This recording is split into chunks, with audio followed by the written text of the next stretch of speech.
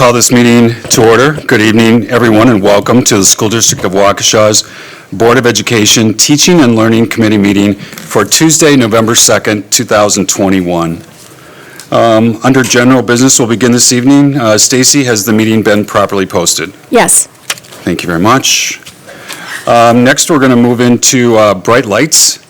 We have Les Paul Middle School here this evening to talk about Avid and Avid Excel in their middle school at Les Paul. So I want to welcome Mr. Bennett and all of his students. I'm sure they'll introduce themselves, and we look forward to your presentation. So thank you for being here this evening. You guys ready? We're ready. Thank you for having us. So is this presentation is being...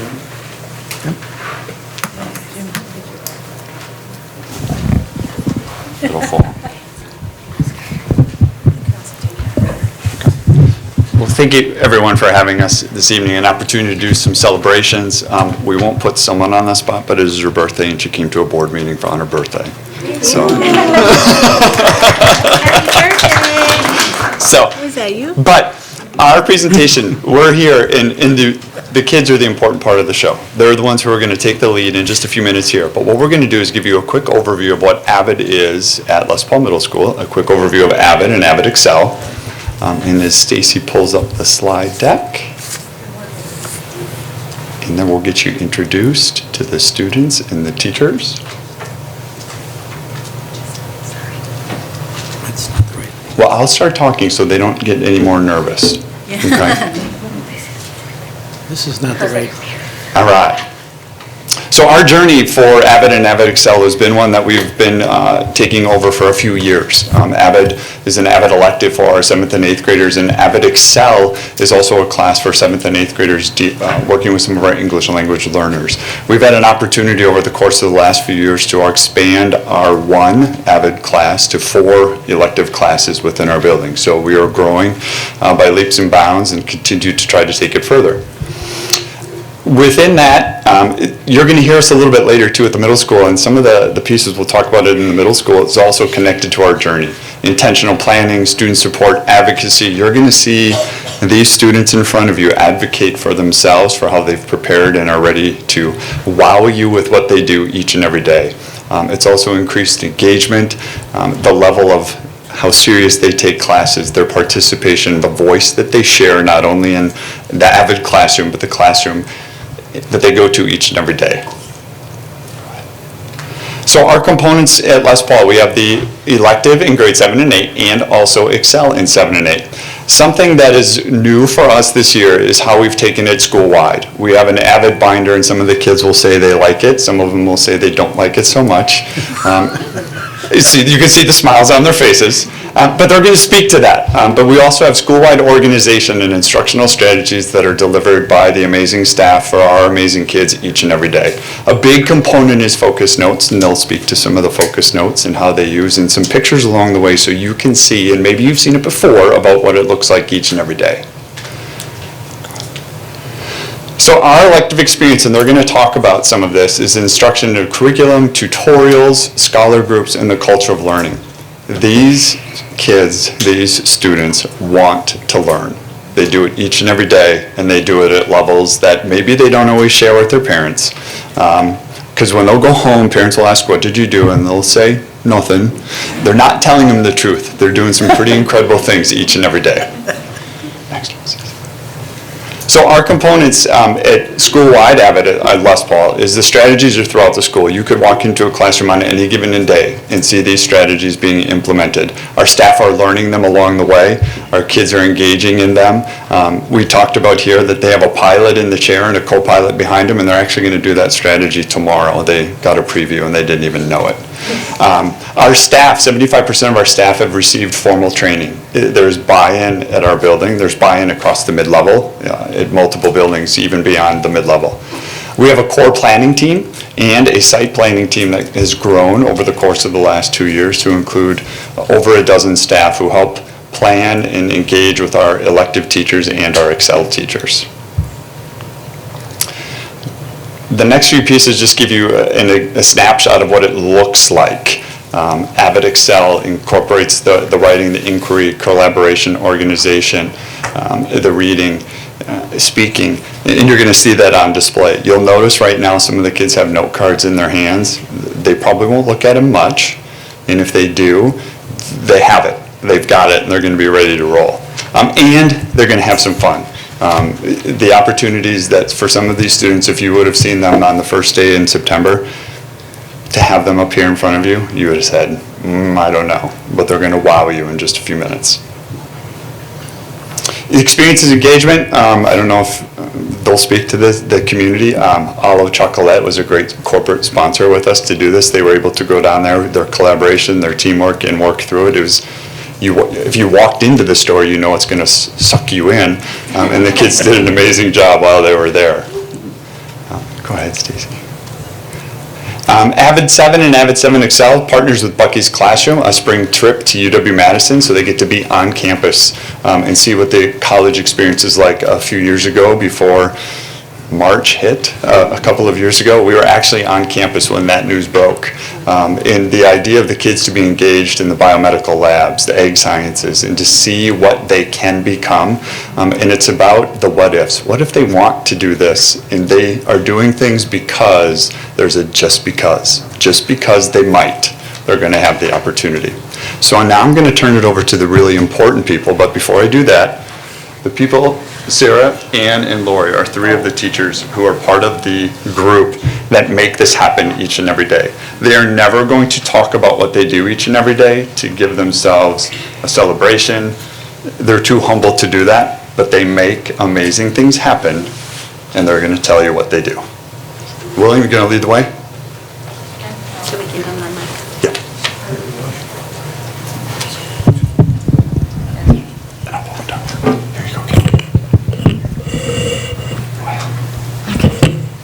Just hold back for me. Just go put this out.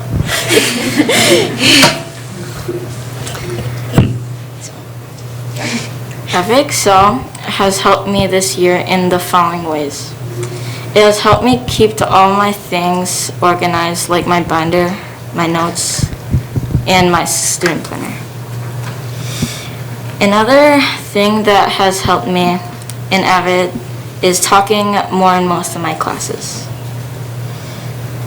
Avid has also helped me with writing by reading a quote and using a sentence starter to write what we know or believe what the quote means to us.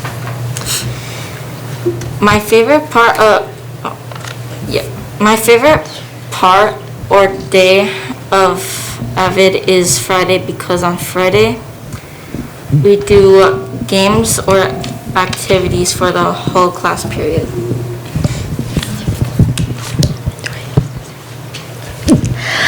Hi, I'm Ella Keeping, and I'm going to talk about how Avid makes you very organized in my experiences. For me, Avid always makes sure that you are very organized, physically and mentally. Avid will make sure your binder, homework, and life is all organized, especially just for you. Hi, my name is Haley, and my topic is being prepared for class. At school, it is important to be prepared so we have the materials we need every day in class. We want pencils and pens. Yes, teachers provide those materials, but we don't want to take advantage of that. We also want our homework and assignments that we need for each class. We need our binder, assignment notebook, and iPad. Being prepared helps us as students and even adults, and our materials are a part of our everyday life. Hi, I'm Jack, and I'm from Avid. Avid helps with readiness, getting ready for college, and being ahead of other people. And sometimes when the teachers see how advanced you are, they will ask what you have done in your other classes, and you can proudly say that you were in Avid.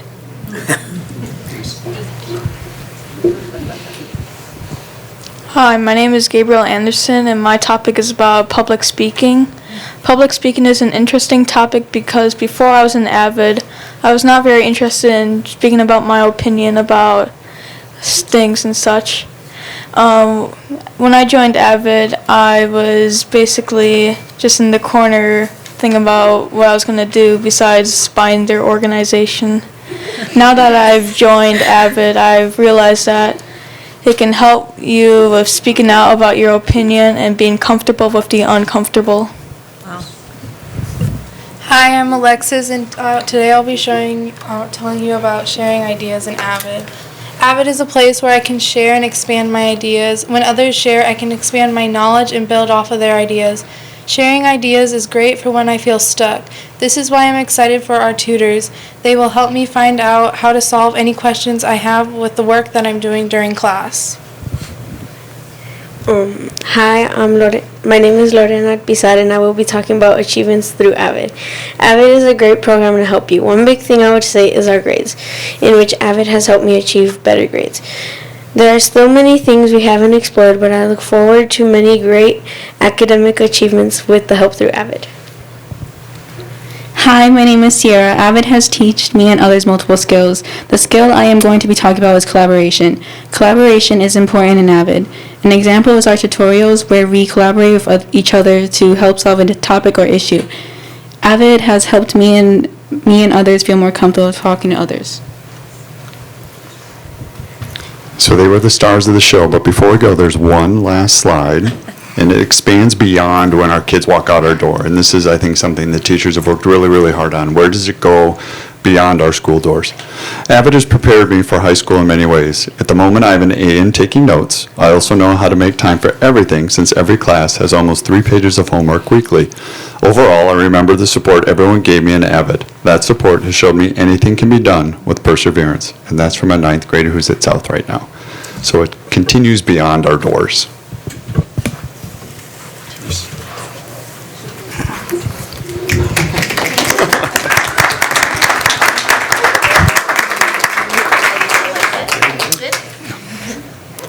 Questions or comments, Mr. Baumgart? You are also able to look into the future, because I had a question about what these kids are doing that's going to help them get to high school and get to the Avid program in high school. And you answered that question, so now I got to think of something else, right? Well, quite simply, I do want to comment on thank you so much for some of the things you shared with us. And I've known about the organization stuff for some time, but you added several items that you mentioned to us. We're adding about collaboration, about getting along with others, about sharing with others. And I just found that very heartwarming to find out that you are actually moving into the adult world a little bit because of stuff like you were just talking about. So I compliment you on what you shared with us. Thank you so much for what you've done. Mr. Como? Thank you, Mr. Dietz. Who's uncomfortable?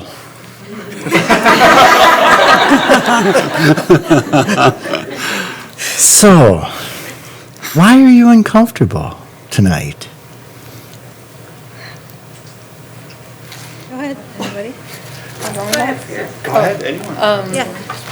It's sort of uncomfortable for me because I'm speaking in front of so many important people. So I think that's why it's really uncomfortable for me to speak right now. Okay, fair. Yes? Yeah, I agree with Sierra because I just so not used to talking. You pick up the microphone? Oh, yeah, grab that mic there. Now you'll be even more Does it come out of the holder? There you go. And that's okay. Yeah. I said I agree with Sierra because I was not even on it. I agree with Sierra because, she said that it's we're unused to talking to, in front of people. Yeah. I didn't tell them the whole truth. I told them there'd be 5 of you. And there are 55 of you. So, this was on me. I'll take the blame for that. But I just wanted to add that Ms. Tulkey said that it was fine to be uncomfortable because she always says to be uncomfortable with the comfortable with the uncomfortable. There you go. Anyone else? This goes along with my topic about being being able to public speak with others that you don't really know, and just being able to speak out about your opinion about Avid. Anyone else? This is uncomfortable for me because I get really nervous talking in front of people or like doing stuff in front of people. So considering that I got this moment to be able to gain more confidence, I really appreciate it. Yeah, that's great. I'm actually really proud of all these people because they were like really nervous when we presented to the class, and especially Haley and Sierra and Lorena. It's okay. Ella's exposing us right now.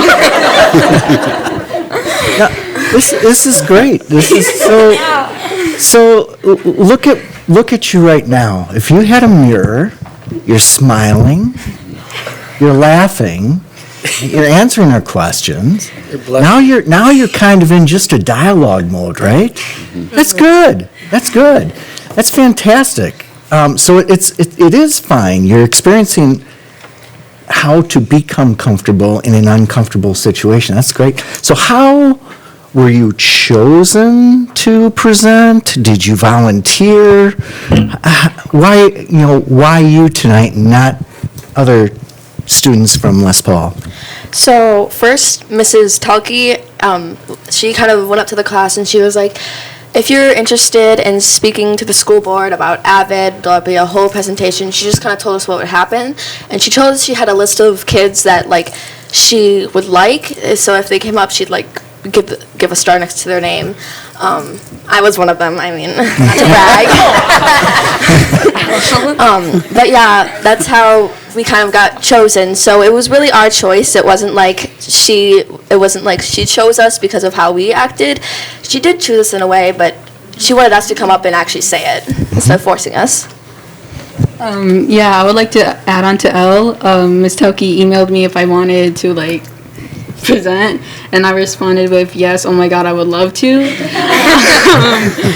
But I'm really glad I chose to be here and do it. Again, like Elle and Sierra said, yes, Miss Toki did choose us in a way, but some of us were very confident and brave, and we decided to come up here and share our ideas. Nice. I want to add on to them because, Miss Toki, we weren't forced to do it. We were just, asked if we wanted to. Mm-hmm. So, yeah.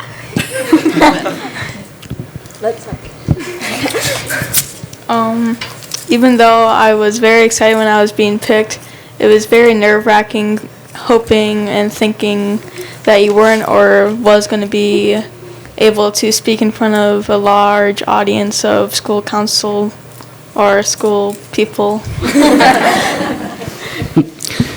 So is everyone going on the trip to UW Madison? Is that something that you sign up for? Is it only the 8th graders, the 6th graders, the 7th graders? Can you tell me a little bit about that? So you're giving away part of the surprise. You lost me. I didn't think you knew anything about it yet. We're going to start that second semester, and it's Bucky's Classroom. So last year we were unable to attend UW, of course, but we did it virtually. UW, Bucky's Classroom worked with us. So then the year prior was our second year. So yeah, we've been going for a couple of years. So we're hoping that it will work. It might still be part virtual. We're not sure. But that will start second semester. Bucky's Classroom will meet with us about 4 or 5 times, and then we will be able to go on that trip. And it's our 7th grade Avid elective and the 7th grade Excel class that goes, because the UW only allows 7th graders to join in on this. But it's pretty amazing, and it's no cost to us, which is a benefit. So the students, why would you want to go on this trip? The UW one. I think it would be a nice thing to know, maybe for an idea for a college that you'd want to go to, and you can get the experience and the feel for what a college would be like. I want to add on to Haley, we can just like have kind of the experience that they have and know what it's going to be like in the future? Like, I think it's important because we almost get an earlier start than most people. I think it's a huge opportunity for that because that's kind of what Avid is about, is getting you prepared. So if we get this trip, that would be amazing. I just hold it. Thank you. Dr. Piazza. Thank you. You all are very impressive and articulate. I'm really proud of all of you. First of all, Haley, happy birthday. Thank you. It's pretty great that you're here. I'm sure you feel the same way, right? I wanted to ask about the binders. I think it was Al who said the binders keep you organized at home and life and school and all of those things. But we alluded to the fact that maybe there's some things that we love and hate about the binders, and I've heard some mixed reviews. So what do you guys think about the binders? I still need to kind of work on mine. Mine's not the best yet, but I know Miss Toki will help me with that. But I know it's important because it keeps our homework organized, and like I say, it's almost like our life. Because for me, it can be pretty stressful when things are like messy. It almost feels like everything's messy. Like my brain just feels like somebody scribbled all over it. So I don't know. I think that's just like an important thing. Is just to be organized and all. And I think Avid really wants you to do that, just to do well in school and yeah. Basically, adding on to Haley's topic, they will give us supplies to help us with what we need to work on, and we don't want to take advantage of that. So it also teaches us to take care of our things that might not even survive the whole year. I would like to add on to both of them. The binder thing helps us get more organized to go on to next class, since our passing time is 4 minutes. So if we stay organized and put our papers into the tab dividers, it would help us with that.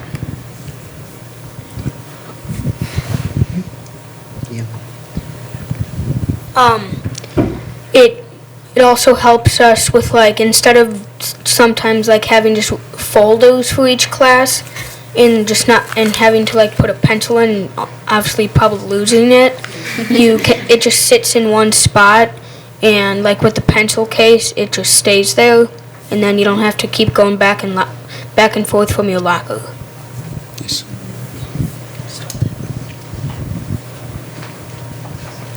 Anything in particular that one of you has discovered about yourself related to the binders, the way you organize or the way you like things to be, or how other people tell you things should be? If my binder's organized, my whole day will just be organized because I'll have all my stuff where it needs to be. For me, at first my binder was very messy. I have to admit that, because sometimes when we only have 3 minutes for passing time, it's kind of hard. But one night when I was super bored, I did organize it, and I felt a lot more cleaner and organized, and I've kept it organized, and it's way easier to find any of my assignments or homework that I need to do. I don't have to search for a super long time to find an assignment.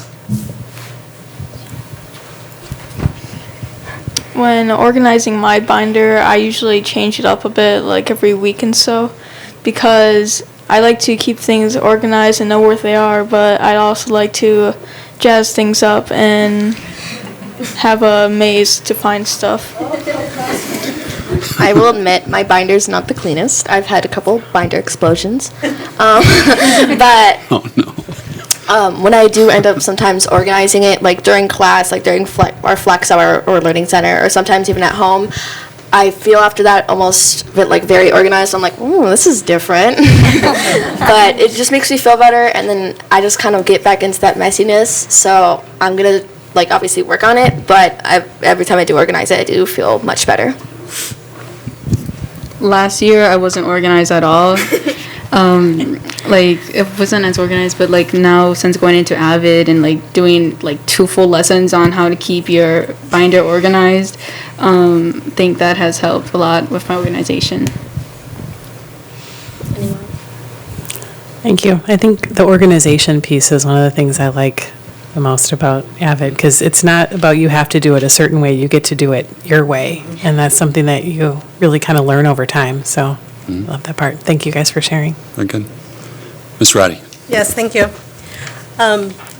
Congratulations to all of you. You did a wonderful job. I too, Haley, want to wish you a happy birthday. Thank you. You all should be very, very proud of yourselves as I look at the row of people right behind you and the smiles and the pride that they have on their faces for all of you. It's a lot of fun to watch y'all too, so. But I do have a question. I believe Sierra had mentioned the collaboration and the tutorials. Can you tell us a little bit more about that and what that looks like in your classes? Currently, we're starting our tutorials on, I think, Thursday. Yeah, the tutorials are starting Thursday. Where some people, they come in and, we're in groups, and, so the groups would have, a certain subject, and we would all have to figure out and solve a problem together. But again, the collaboration is important in that part, because if not, then, you wouldn't probably solve it. And we did some lessons prior to get ready for those tutorials Thursday, so I think we're all pretty excited about that.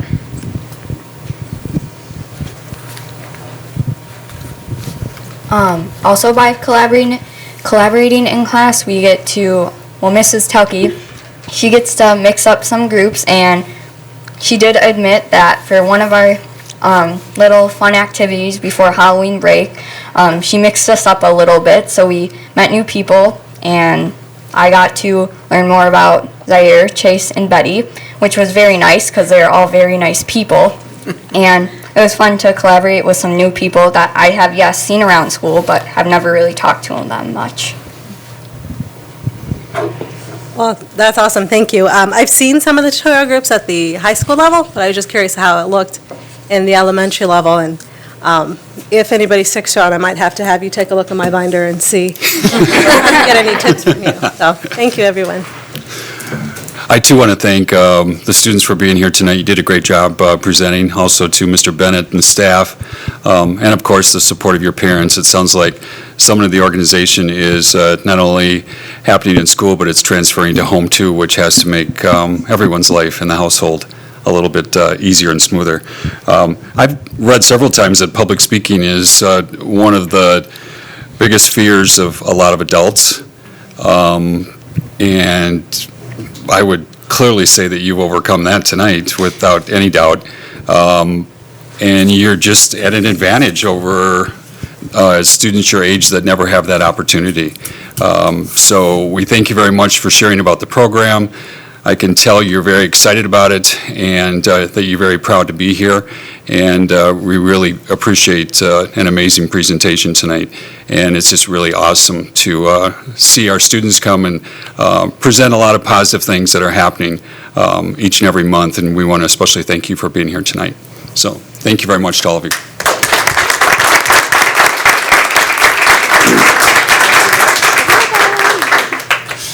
Now they don't want to leave. They didn't. That's okay. I can stay. Thank you, everybody. Yes.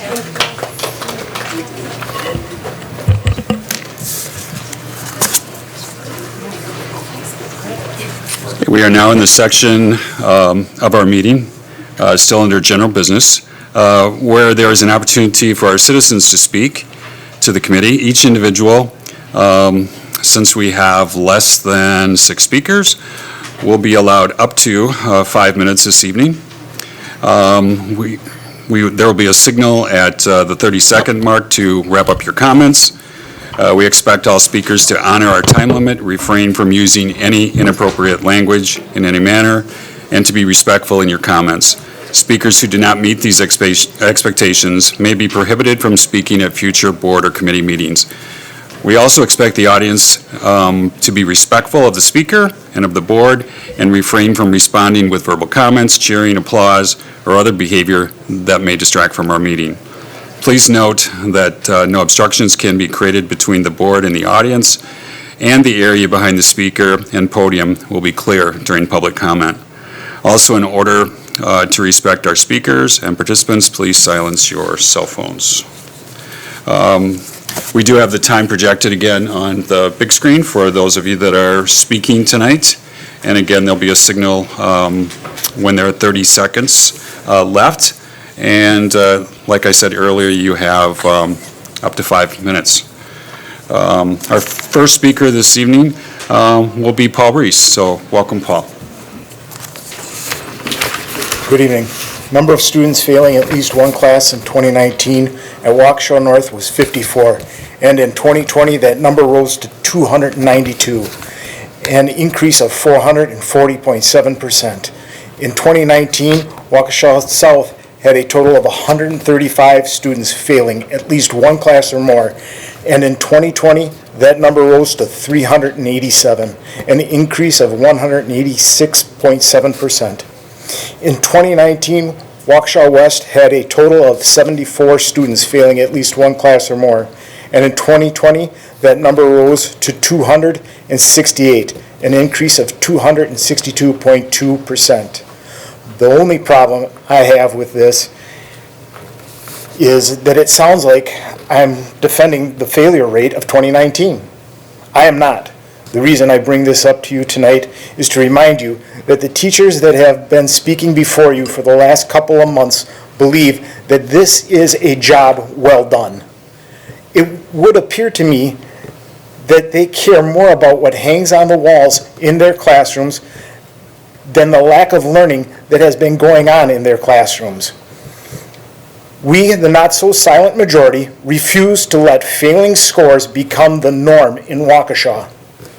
Last month, we discussed an AP 11 course, AP 11 textbook on English composition.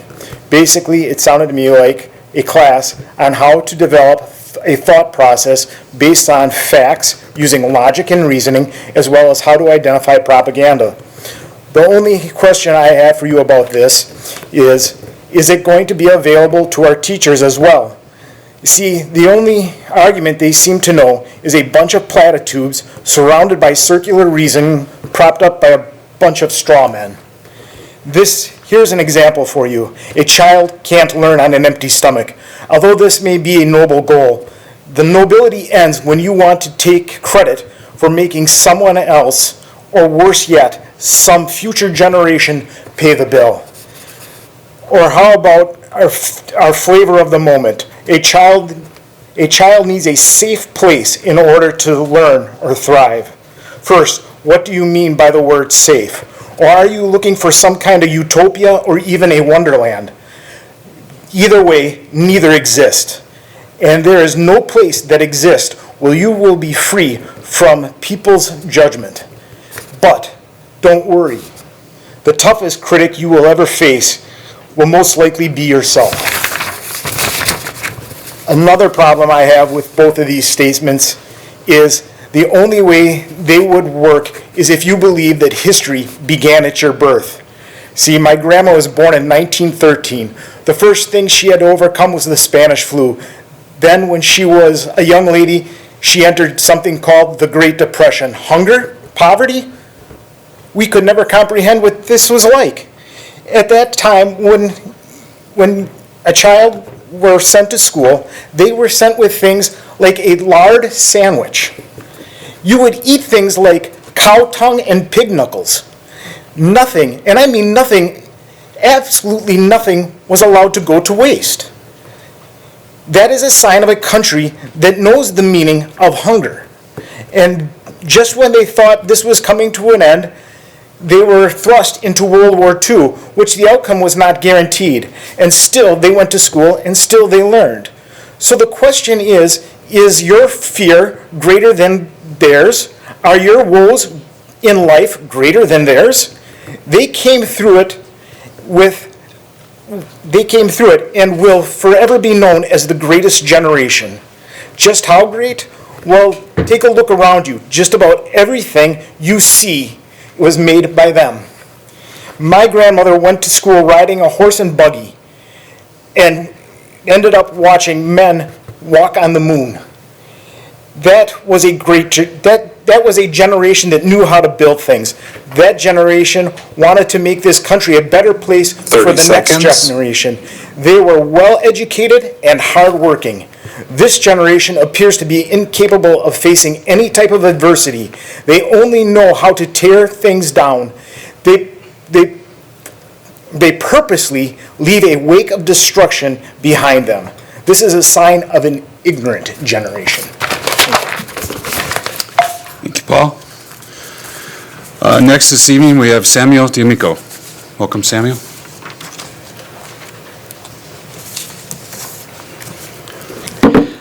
Good evening.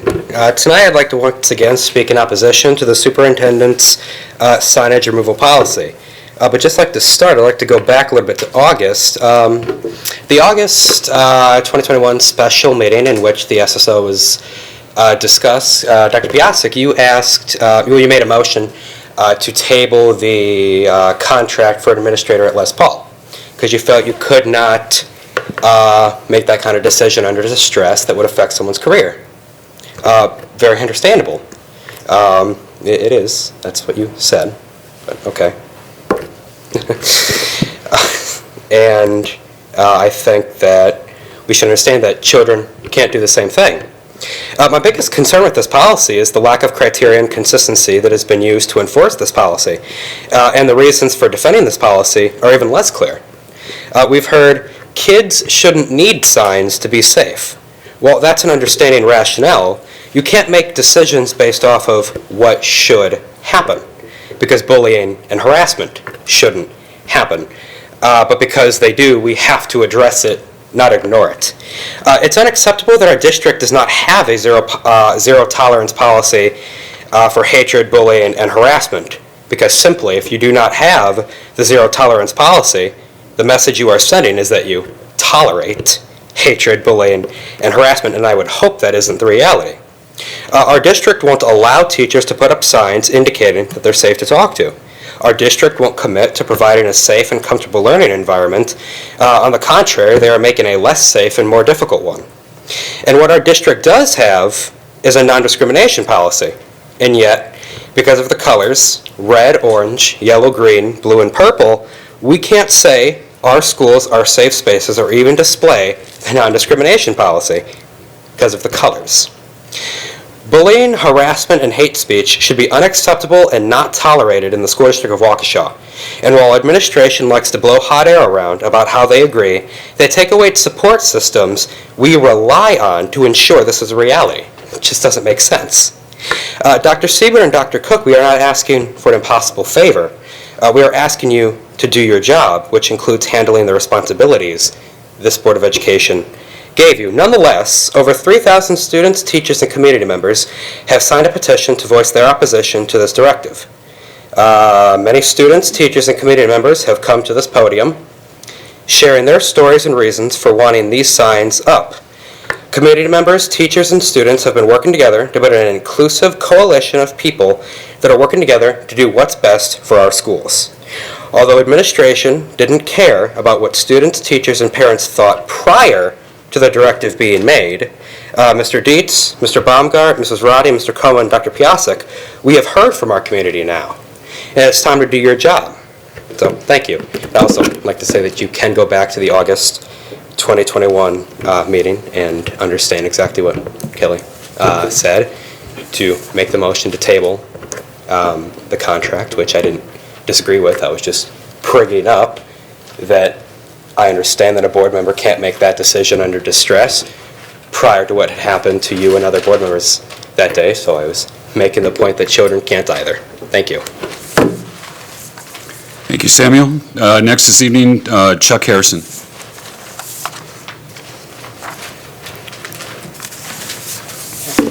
Hi. Okay. I'd like to speak to what Sam just also spoke to. This district has a non-discrimination policy stating that regardless of sex, age, race, color, national origin, ancestry, creed, pregnancy, marital or parental status, sexual orientation, physical, mental, emotional, or learning disability, there's non-discrimination in the face of those things. I'm a freshman this year, and throughout my entire career as a student in this school district, so far, I had felt safe, respected, welcome, and accepted in schools. Then I heard that there was a new directive, that was removing signage deemed too political or controversial. And that included safe space signage, all are welcome signage, anti-racist signage, and Black Lives Matter signage. And I immediately felt isolated and alone, and I felt like a target. And I worried about the future in my schools. And as I looked into the directive, I found myself asking a lot of questions, a lot of why questions. Like, why would the superintendent pass a directive that forbids welcoming, accepting, and overall just kind messages? Why has being safe become political, or too political for schools? I still have no answers to these questions. No answers that sit right with me. Even after we had a meeting with Dr. Siebert and Dr. Cook about the topic. I honestly left that meeting with more questions than answers. Now, I come to you with a question, and I'd like an answer. Will you help me feel comfortable, safe, and accepted in my school, or will you add to the existing pressure and stress that there is being a queer student in high school? Thank you. Thank you, Chuck. Our final speaker this evening is Missy Keitel. Welcome, Mitzi. Thank you. Oh, okay. I want to commend the leadership of Chairman Dietz in modeling that when concerns are voiced, there's an identifying of a problem, consideration of facts, and then pursuing a solution. Also, I greatly value the professionalism of Rachel Herman and others under the leadership of Jody Landish. With textbook adoptions, we have heard detailed vetting and direct answers to specific questions. I read the recently adopted second grade text, social studies text, and I was so impressed with the breadth of historical role models and the teaching of analytic skills, which included multiple viewpoints and the understanding of the difference between primary versus secondary data. You adopted that series, but not before one of you floated reservations related to social justice and things which shouldn't have been maybe in this fifth grade text. My email asking for specifics was not answered. Generalized statements are not helpful in getting to the truth or root of things. Instead, they seed distrust. Similarly, this board continues to allow the mischaracterization of critical race theory, which is not taught K-12 and is not a blanket reason to limit inclusion and diversity. This mischaracterization is a nationally led, well-organized, conservative online movement. The goal is not to foster understanding and dialogue, but to overwhelm and confuse. Parents, students, and teachers have stood here and directly told you of their lived school experiences and the power of simple signage which creates a safer space. You do not walk in their shoes, and yet some of you find all kinds of rationale to discount and ignore what you are hearing. Own up to where you are really coming from, or at least be specific in your statements in order for everyone to have a better chance of trying to move to some consensus. Return the signage that makes it clear and public that acceptance of all is the expectation. Whether you're in kindergarten or a high school senior, If clear boundaries are not spelled out, the learning suffers. Thank you. Thank you, Mitzi. Next this evening, we have Vincent. Is it Dutter? Dutierre. Okay. It's French. Welcome, Vincent. Yep, thank you. Good evening. I'm a Waukesha resident, father of a student at West, speaking in opposition to the inclusion sign ban, again. You've seen me a few times, as I've hoped that bringing up my experience in industry in comparison to what is happening in our schools could be useful to consider. To put it bluntly, I'd like to think a majority of this committee and or the full board would feel some level of embarrassment that our district has taken a huge step backwards in inclusion while industry is surprisingly ahead. I've hoped it might compel the district leadership to do something about this. I want to briefly address the previous speaker's insulting comment about the inclusion signs being a flavor of the moment. According to some teachers that we've heard on this podium, some of these signs have been up for over a decade. That's a pretty long moment. The comparison to 2019 is short-sighted. The policy 2105, dates from 2017. Anyway, back to what I wanted to say. Just this past week, in one of my company's ERG meetings, employee resource groups, I was reminded about the importance of being able to bring your authentic self to work, virtual or physical as the case may be. It seems glaringly obvious that an employee that doesn't have to constantly hide who they are or avoid casual conversation for fear that they might reveal that they have a same-sex spouse or something like that, they're going to be able to use their full brain power to produce for the company, do what they need to do. Now, without being a teacher, I suspect the same is true for students and their ability to learn as efficiently as possible. I was a student once, and even as an adult learner, I know it's harder to learn if you're distracted. Try to put yourself in their shoes. The worry of having a nasty slur thrown at you during crossing periods, or being stuck in a group project with someone that previously bullied you, that is not conducive to learning. We know the inclusion sign ban has made this worse, based on the accounts of multiple students, again today as well, that have spoken about it publicly since this school year has started.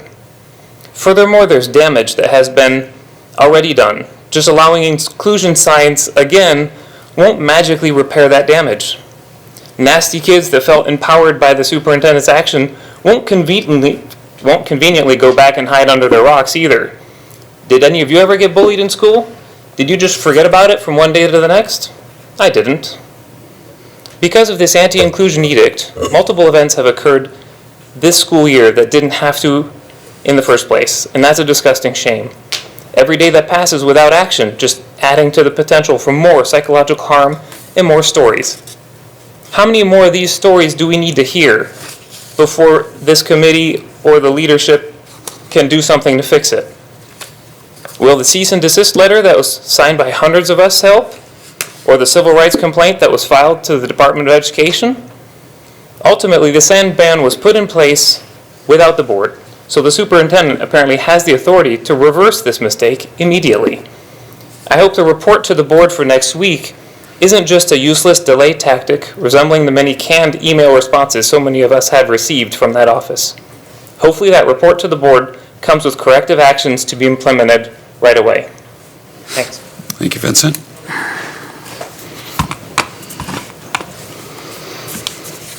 Okay. Moving on to our action items this evening. The first action item we have is the approval of our Teaching and Learning Committee meeting minutes from our October 5th, 2021 meeting.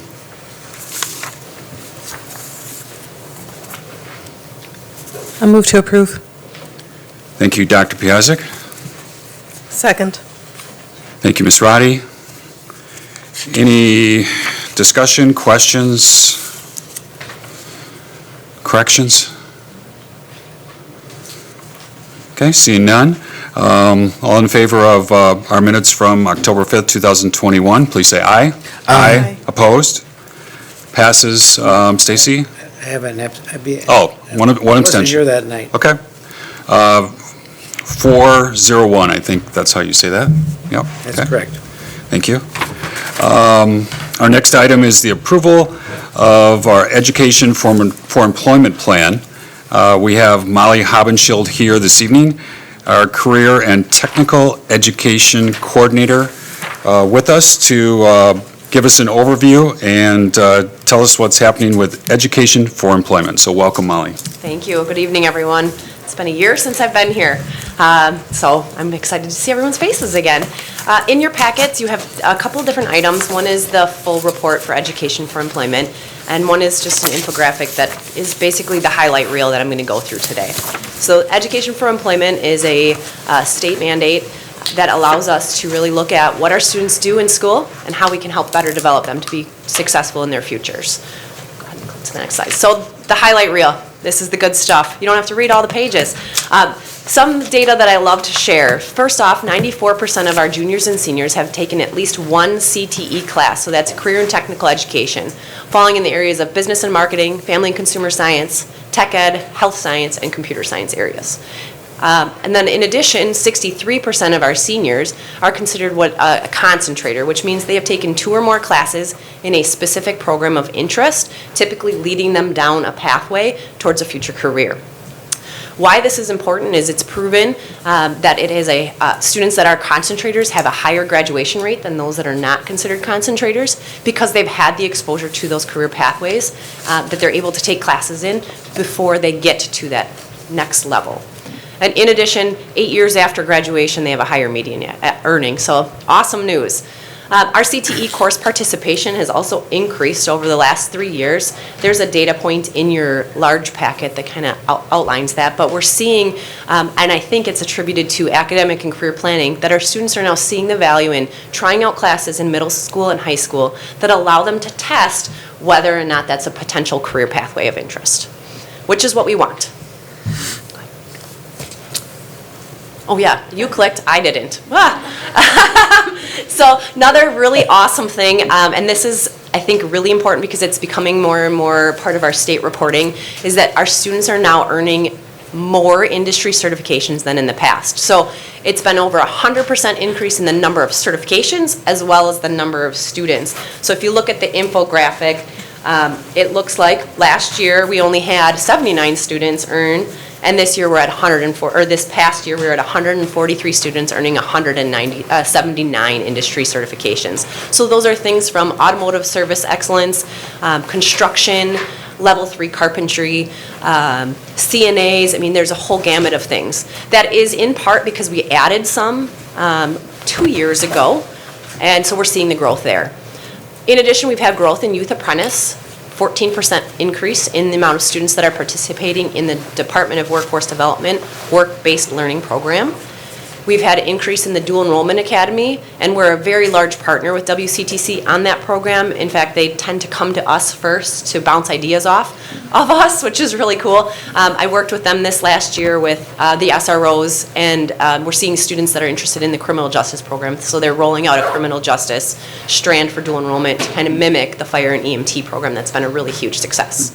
And then lastly, we are the largest number of transcripted credit classes in Waukesha County, and we have an 80% success rate. And those are classes taught in-house by our teachers that are credentialed through WCTC, and it's saving our students tuition to earn that college credit.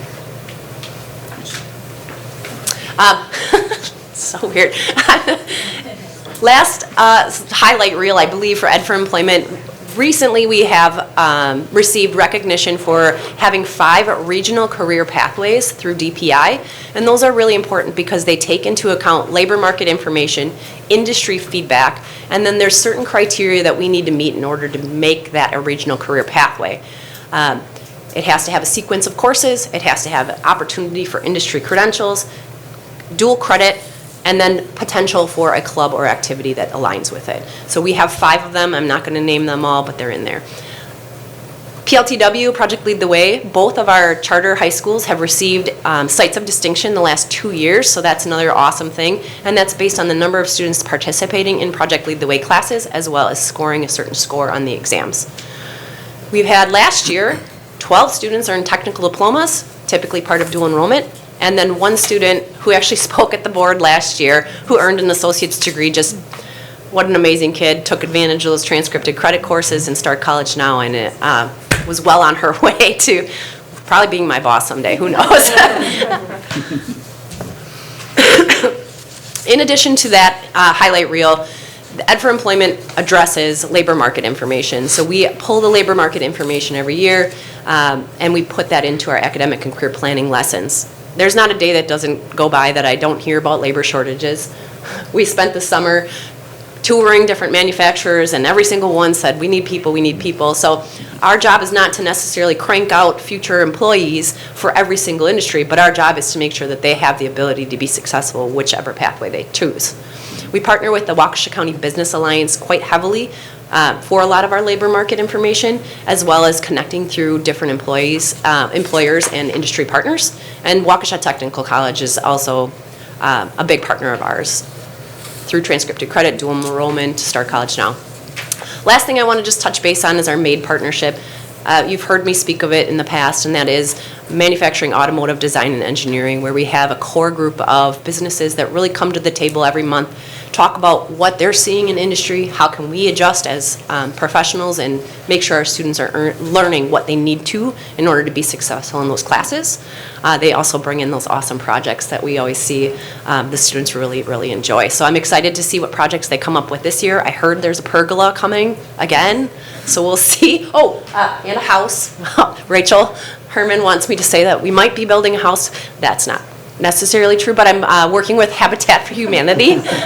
We're going to build her a she shed is what I think she would love. But we're partnering with Habitat for Humanity. We're just in the ground floor of this, but they have a revitalization project going on in Waukesha, and they're really working on helping families that can't necessarily afford fixing things in their house that are not to code, not safe, veterans, for example, and we're going to get our students in there and help. So that's really exciting. That is what we're doing. We're building a house. Rachel wants that.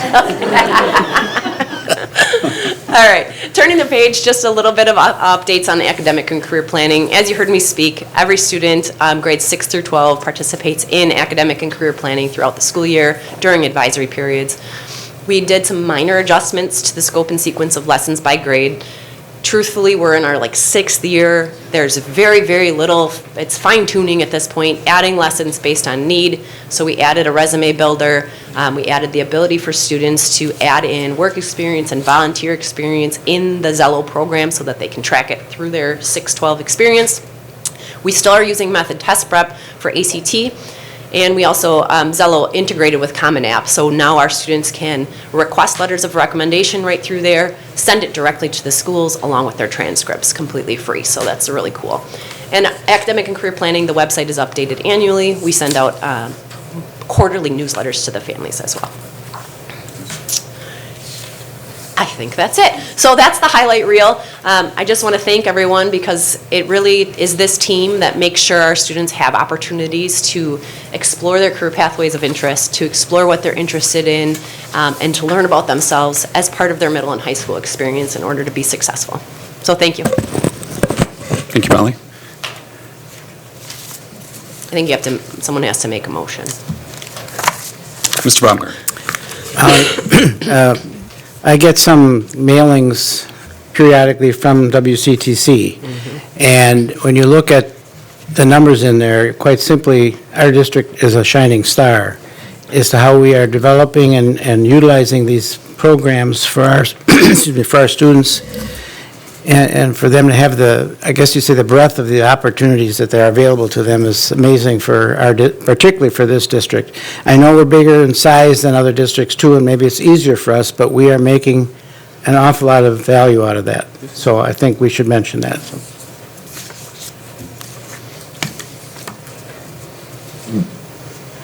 Ms. Roddy. I have a question. Mm-hmm.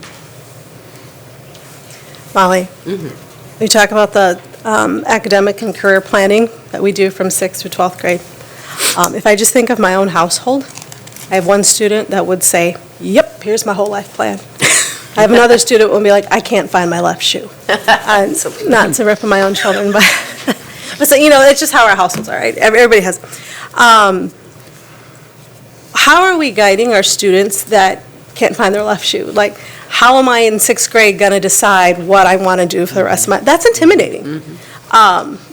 If you're able, just share a little bit how we help, guide and direct the students in that, so that it's, even from a parent perspective, it's like, how am I supposed to help guide my child? Well, first off, in 6th grade, they're not supposed to decide what they want to do. My goal, academic and career planning's goal, is exposure, exposure, exposure. When I was a little girl, I knew what careers existed in a bubble, and until I expanded that exposure, did I realize what potential was out there for me. So it's really getting them to understand who they are as an individual, their interests, their skills, their abilities, and how those can translate into careers. I'm an artistic student. Does that mean I need to be an artist? No, there's 1,000 careers that could use your artistic abilities. It's finding that right fit. So exploration, exploration, exploration. Right, thank you. I think to those who don't have children's schools and right now, and they hear those things, it's like, why are we pressuring the kids to do this? But it's all about the exposure and just seeing what's available to them. Great, thank you. It's really having plans A, B, and C. Yep. Nice. Thank you. Dr. Piazza. Just a simple question, I think. Can students bring their own ideas if they have a career interest? Can they kind of form that with you? Yep, Okay. absolutely. They can search for, in Zello, any career that they're interested in, and some may not even exist yet. That's the fun part. Our job is to help see what else is around that, too. A one-off, if you will, because a lot of people change careers 7 times, and it's going to fall within, a finite circle of that pathway, really. It's about getting them the exploration and exposure so that they can make those educated choices. Thank you. Anything else? Mr. Como. Is this the official plan? Yes. Okay. I needed to make sure. Yes. Because I will make a motion to approve the plan as presented. Thank you, Mr. Como. Second. Second. Okay, Ms. Roddy, second. Any questions or further discussion? Mr. Como. I am not an expert in PI 26. I'm assuming that we meet the criteria for that. Can you outline some of those components? It's having an advisory board, a team of teachers that meet around the lessons that are delivered for academic and career planning, having that plan in place, attending to labor market information, industry needs, making sure we have the programming in place. Thank you. Anything else? Mr. Como. I did have one other question. So for a number of years, we had participation from 3 schools where we would build a home every year, and we would sell that house. And I should say house, not a home. It's not a home yet. Yes. So I'll choose the word house. That was a very popular program. We had some very talented staff, and we went through a pretty tough recession, and that kind of decimated that program. Absolutely. I was happy to hear that we're working with Habitat for Humanity. Do we have enough momentum to potentially think about bringing a program back where we would have our students build an entire house every year? The potential is there. Other school districts are doing that with very specific industry partners, so it would be finding an industry partner ready to partner with us. Waukesha is a little landlocked in the sense that there's not a tremendous amount of building happening. There would be some logistics we would have to work through. Classes would need to be longer in length for our students to be able to go out to the job site. Probably would need to be smaller class sizes as well. So they typically run, for example, in Oconomowoc, they have 7 to 10 students in that class that goes out to the job site. Yeah, and I thought Bill, I don't know if you remember the number of students, but I thought that it was fairly large. 25, I thought it was close to a regular class At the size. time, but Yeah. I couldn't count the numbers. And it was from all the different schools, but it was a fairly large number, I thought. But It's something we're obviously willing to explore. sure, and we might need to have some help from our industry partners, our private partners, to really make that a reality. But I would assume that their demand is pretty high for employees right now, so. Yes. Okay, anything else? Okay, all those in favor of the Education for Employment plan as presented this evening, please say aye. Aye. Opposed? Passes Stacy 5-0. Thank you very much, Molly. Thank you. We always appreciate you being here. Your passion for this program shows itself on your face every time you walk in the door. And we are so fortunate to have you in the district leading us down all these different pathways for our students. So thank you so much. Much appreciated. For all you're doing behind the scenes. It's greatly appreciated and really well-known and very obvious to a lot of us. So thank you so much. Means the world to hear that, but it's more important that our students have it. Accents. Yes. Okay. Our last action item this evening is the approval of overnight field trip requests. We have one from West High School, DECA State Career Development Conference. We have another from West High School, DECA National Career Development Conference, and one from North High School Band, National Independence Day Parade in Washington, D.C. Ms. Landis, do you have anything that you'd like to address or share with any of these requests? No, we do. I did ask Molly to stay because Carol couldn't be here. I mean, DECA National and State are pretty self-explanatory. We don't know if National will happen, but we need, prior approval, just in case. And Kristen, I think, is here. If you do have any questions, thank you, from the North Band perspective for that DC trip. So both Molly and Kristen would be available, should the board have any questions about their application. Okay. Thanks, Kristen. Yeah. Any questions with any of the 3 field trips that we have on the agenda this evening? I do have, maybe, I don't know if everybody understands it. The first 2 deal with if we are selected, it's a competitive environment, right? You have to move your way, you have to move on based on your Yes, these are competitions, correct. competition. Okay, that's all. I think we should make sure that's known. Dr. Piazzik. Just something that's come up recently, and I think it's probably more related to the times that we're in. I know we approve these well in advance so that people can plan and they can do fundraising.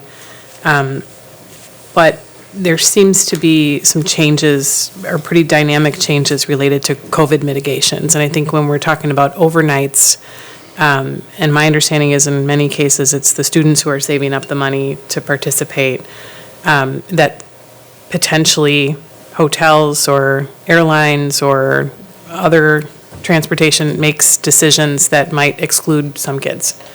So what do we do about that? What is the process? I know many cases we work with travel agencies. I think it's really important that we're as inclusive as possible and try to avoid last minute changes, which I think again are inevitable in this time. But it seems like, especially with the big groups, I think the bands are, big groups. So what can we do to ensure that we're working with agencies that are responsive to district expectations and policies and things? Yeah.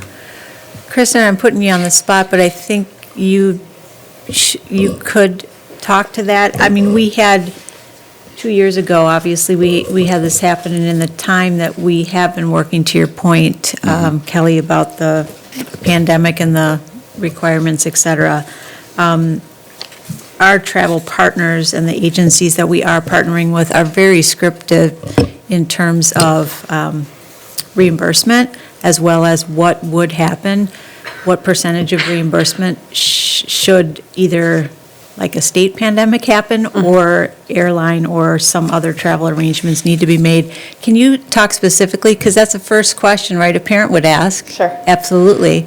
So, go ahead, Definitely. Kristen. Well, I am Mr. Battersby is the head director of band, so he's the one kind of organizing all of these things. To my knowledge, we do have travel insurance in the event of something like that. However, our travel agency has also just sent us our cancellation policy and things like that. So the students are currently turning in their $100 non-refundable deposit to hold their spot. And then from there will be monthly payments starting in, I believe, February, up until about a month before the trip. And should a student cancel, or if the whole trip gets canceled because of COVID, to my understanding, it is students, if they cancel in March, they would receive, or they'd still be responsible for 25% of the total cost of the trip for themselves. And then it goes up to 50% in April, and then anything in May or later, they wouldn't get anything back. So that's my understanding based on conversations with the travel agency. Related to that, then, do the families or students know what those final arrangements are going to look like when they're being asked to make those deposits and or those full payments? Like, for example, if there are health mandates that may limit who all can go. Yeah, as far as I know, yep, Mr. Battersby and I have been very transparent about, we'll follow what, if buses are requiring masks or whatever the policies are, as well as the cancellation policies. We have dealt with refunds before if there's been any kind of situation.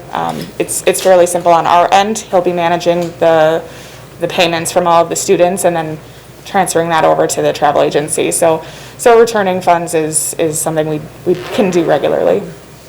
They're made aware of that. Okay. I think it's probably best practice to look for the most accommodating, business partners to work with, just so that we're not restricting certain kids, but that is a concern. I just think with the time in advance we have to plan for this, we can't anticipate what's going to happen, but I think we should try to accommodate as many students as possible, regardless of some of these health mandates. And to certainly be mindful of that going in, Including, and and throughout the process. I know in some of these cases that the destination is not up to us because they're related to the event itself. But if there's a choice of destination, I think that's when we need to consider, what those policies are, certain states, certain cities. Sure. Or venues. Very good. Anything else? This is an action item this evening. Looking for a Great. motion. I'll move for approval of the 3 overnight field trips presented by the West High School DECA, West High School DECA, and North High School Band. Thank you. Mr. Baumgart?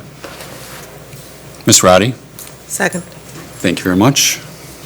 Any further discussion, questions? Mr. Como? Hey, just a quick comment. I don't know if we've ever participated in the National Independence Parade. I know we've done Macy's. I know we've done Rose Bowl several times.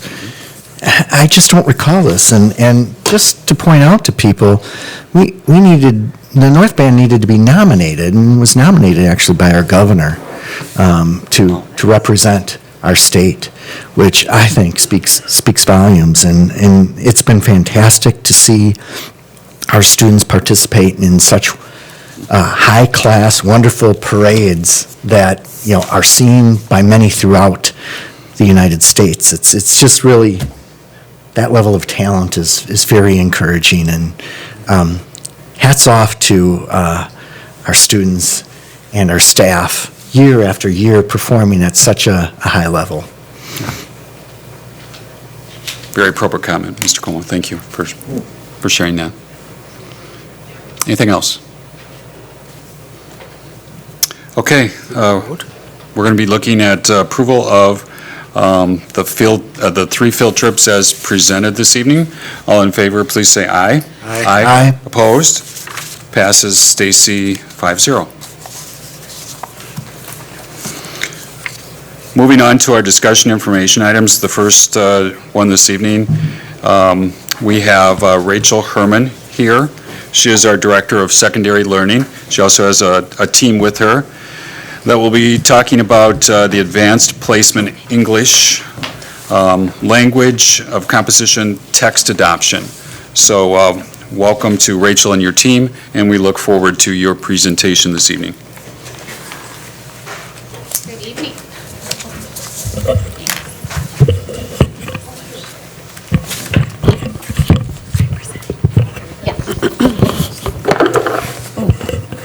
You know what, Tim, this one doesn't reach, so I'll let him keep this one and Stacy. All right, good evening. Thank you for having us back. I am here joined tonight with by Margaret Mulqueen, who is a AP English teacher at Waukesha South, and Carolyn Gittens, who is an AP teacher at Waukesha West. And so we're going to go through, answer some of the questions that you posed the last time I was here around the textbook adoption, and then share some additional information specific to the student feedback that we gathered around this textbook, and then talk to you a little bit about our next steps. So, sorry, I'm doing what Molly did, clicking myself. So just as a reminder, our rationale for this adoption is that the Advanced Placement College Board revised their curriculum back in 2020. They revised the exam, and so we need a textbook to align to that course and to support our students in the success of that exam. The current textbook that is in place and the curricular resources that are in place date back to 2007, and so they just are really in need of update to allow our students, like I said, to be prepared for that course exam. So one of the questions that the board asked us to talk about tonight is how is it, right, when we look at this textbook and it's full of, right, really some hefty topics, and so how is it that we approach these topics in a way that addresses bias in our classrooms without, right, necessarily presenting our bias? And so Margaret's going to talk to you a little bit about what that looks like in the classroom. And I'm going to let you use this microphone. Sorry. So when Rachel had asked me if I'd be interested in doing this, I said yes, this is super cool. It's been a long time since I talked in front of a school board. So the first thing I have to recognize is AP in their curriculum information does talk about bias. If we could go back one slide. Stacey, can you go back one slide? Thanks. So this comes right from the essential knowledge from AP themselves. And they ask about where are we going to find this bias and how do we, as both teacher and student, address it. And when I teach AP Lang, this is my 15th year teaching AP Lang, I teach it more from a coaching model than I do anything else. The first thing we do whenever we look at a text is we research the author, and we find out pretty much everything we can about them. From there, we look at who is their audience. If this is a piece, for example, that's been published in a periodical, like a newspaper or a journal, we actually look up that journal. We look up who subscribes to it. If it's an academic journal, who's funding it? Because all those pieces help us understand the bias. After we have all of that fun, we then dive into the text. And as we're looking at the text, we pay very much attention to how the argument itself is structured. We're looking to see if they address any type of counter argument, if there's any refute, if they even acknowledge that their argument has limitations and any problems that it has. And when the kids talk through the text, my job really is I help them wordsmith how their answers should sound for AP, because as of this Monday, they all were signed up to take a test. So it's very important that they sound like they're a college freshman, and they write like a college freshman. And so that's my job, is to help them coach, like how would you say that? Well, this is how I would say it. How else could we say it? So, okay, this is how we practice these over and over and over again. And then what happens is, as the kids get more comfortable, it's usually about semester, they really go into more of a choice mode of where last year, I used this book to have them create their own lessons. So they worked with peers, and they got to pick 5 texts. So the book goes thematically, so they went by themes. So there's a sports theme. So their little group could pick out of that whole sports theme unit anything that they wanted to read 5 of them total, a long text, a short text, a medium text, and because AP is going to have a visual on the test itself, one visual practice that visual. From there, the kids did an analysis of it, and that's where we break down that author information, and then they break down rhetoric, and then they break down argument. From there, they then synthesize the text together, and then they would discuss them. I would pop into discussions, and that's how we do it. It's a lot of coaching, a lot of modeling. There's a lot of laughing, too, but we have to address that there is bias, but it's me helping the kids see that all these texts have bias. It's how are they aware of it, and then how can they, A, read for it, and then B, articulate an understanding of that bias. So my name's Carolyn Gittins, and I've been in the district for 26 years and have been teaching AP since 2006 in the district. So as you can see, I'm going to be talking about writing and sort of improvements in writing and how that really piggybacks with how we address bias and argumentation in the classroom.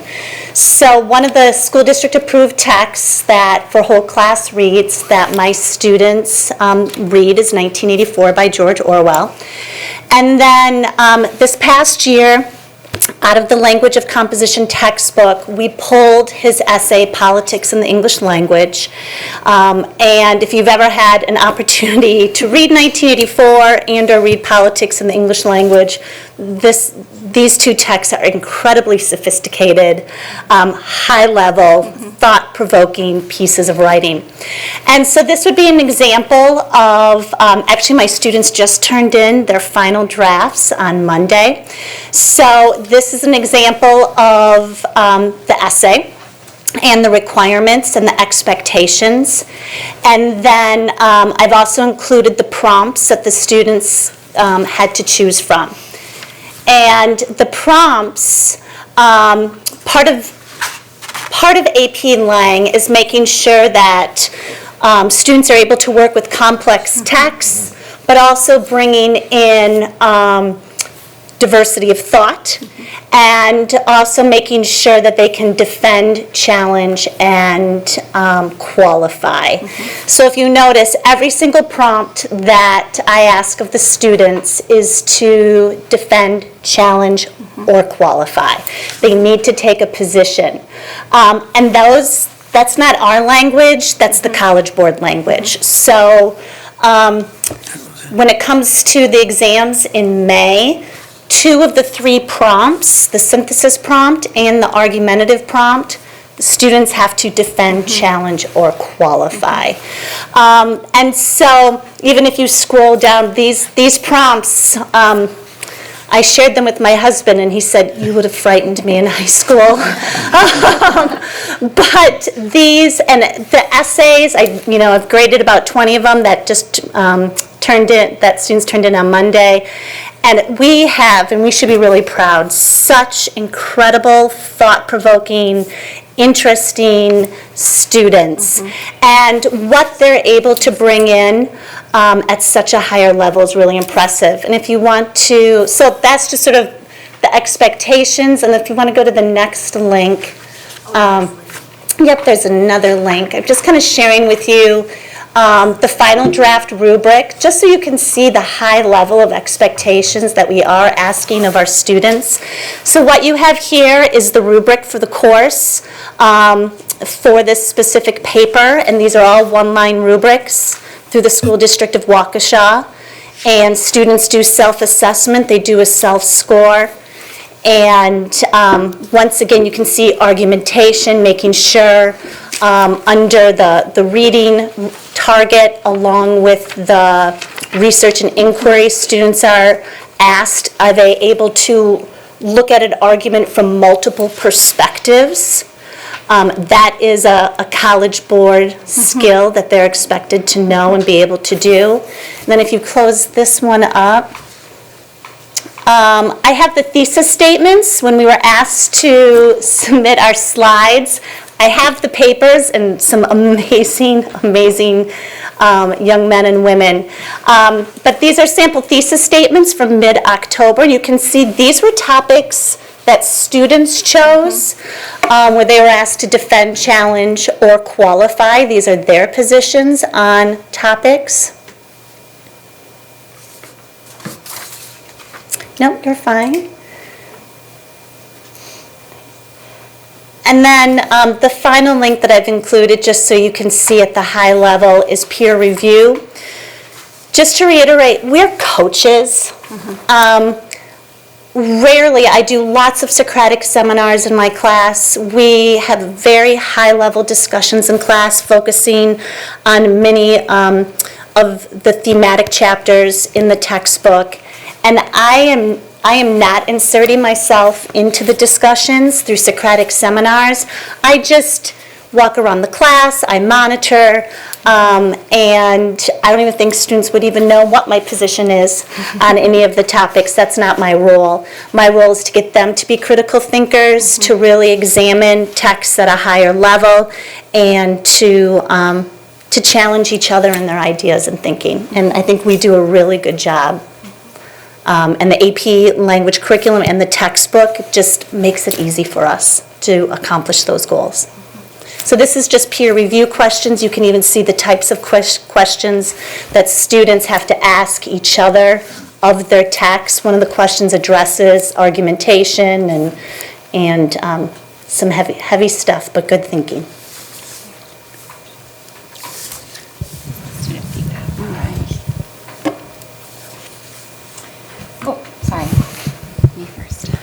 So obviously we want to make sure that we're talking to our students about their thoughts as they've been using this textbook. And so we surveyed 171 students. The 3s, 4s, and the 5s are what we want to see. That's agree to strongly agree. And so when we look at some of these questions, the text was engaging and presented information in a way that was accessible to me as a learner. 42% of our students agreed to that.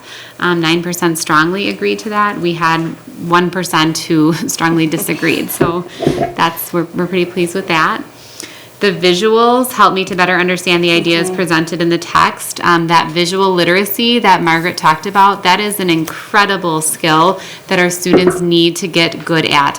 It's not only something that they're asked to do on the AP exam, it's also something that they are asked to do on the ACT. And so that idea of visual literacy is really important. And so again, we're still seeing predominantly our students ranking this text in the 3s, 4s, and 5s. The examples provided in the text are relevant to me as a learner and apply to the world around me. Again, most of our students. Oh, Stacy, sorry. Am I in the wrong one? One more. Yep. One more. Right? Can you go back one more? Thank you. Sorry, I'm clicking here. So again, we're seeing mostly that, like I said, 3, 4s, and 5s, over 50% strongly agreed or agreed. The text provides diverse perspectives and viewpoints. So again, I mean, almost 45% are agreeing to that, 20% are strongly agreeing to that. And then lastly, the text prepares me to be successful on the AP test because of the following. So we're looking at, one of the things we talked about as a rationale for this textbook adoption was outdated materials. That some of the materials that we were using were not nearly rigorous enough to support our students' growth and they couldn't do what they needed to do to be prepared for this test. Rigorous text selection, 50% of our students said that was a support for them. Depth of questioning allows for critical analysis. 65% of our students acknowledge that this text allows them to do that. And so, again, just really, we saw a lot of great support and rationale from our students who believe that this text is an asset to their learning. Because we had both our students who are using it now as well as our students who took the test last year, we wanted to get their feedback. We it was really hard to survey that group of students. We don't have them in like a cohort or in a student body. And so what we did is we created focus groups. So we took students who had taken the course last year, used the textbook as part of a pilot, and met with them in small groups to collect some of their feedback around the text, ask them some similar questions. And so we were able to record one and just wanted to share with you because, and this was not scripted, prompted, but these are some of Margaret's former students, and so this is what they had to say about the textbook. You're not biased, are you? Please introduce yourself. I'm just I'm Lexi. I'm Angel. I'm Brianna. All right, so can you tell us a little bit about this text that you used for AP 11 and if it helped you at all on the AP practice test or the actual AP test, and if it did help you, how? I think that this book was pretty good on helping us because it had a very big variety of texts and it had multiple different topics that we could choose from to go through. The quality of the text was also really good and it just had so many different things that it gave us a good preparation for what could possibly be on the AP test.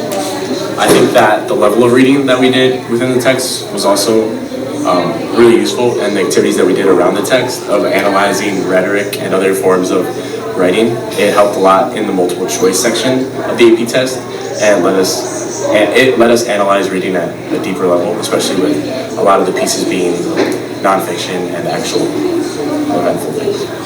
Yeah, I think it really helped just because it also had like a wide variety of like range of like how hard the text was to like analyze. So like if you want to practice, you can start with an easier text and then like move your way up to a harder text.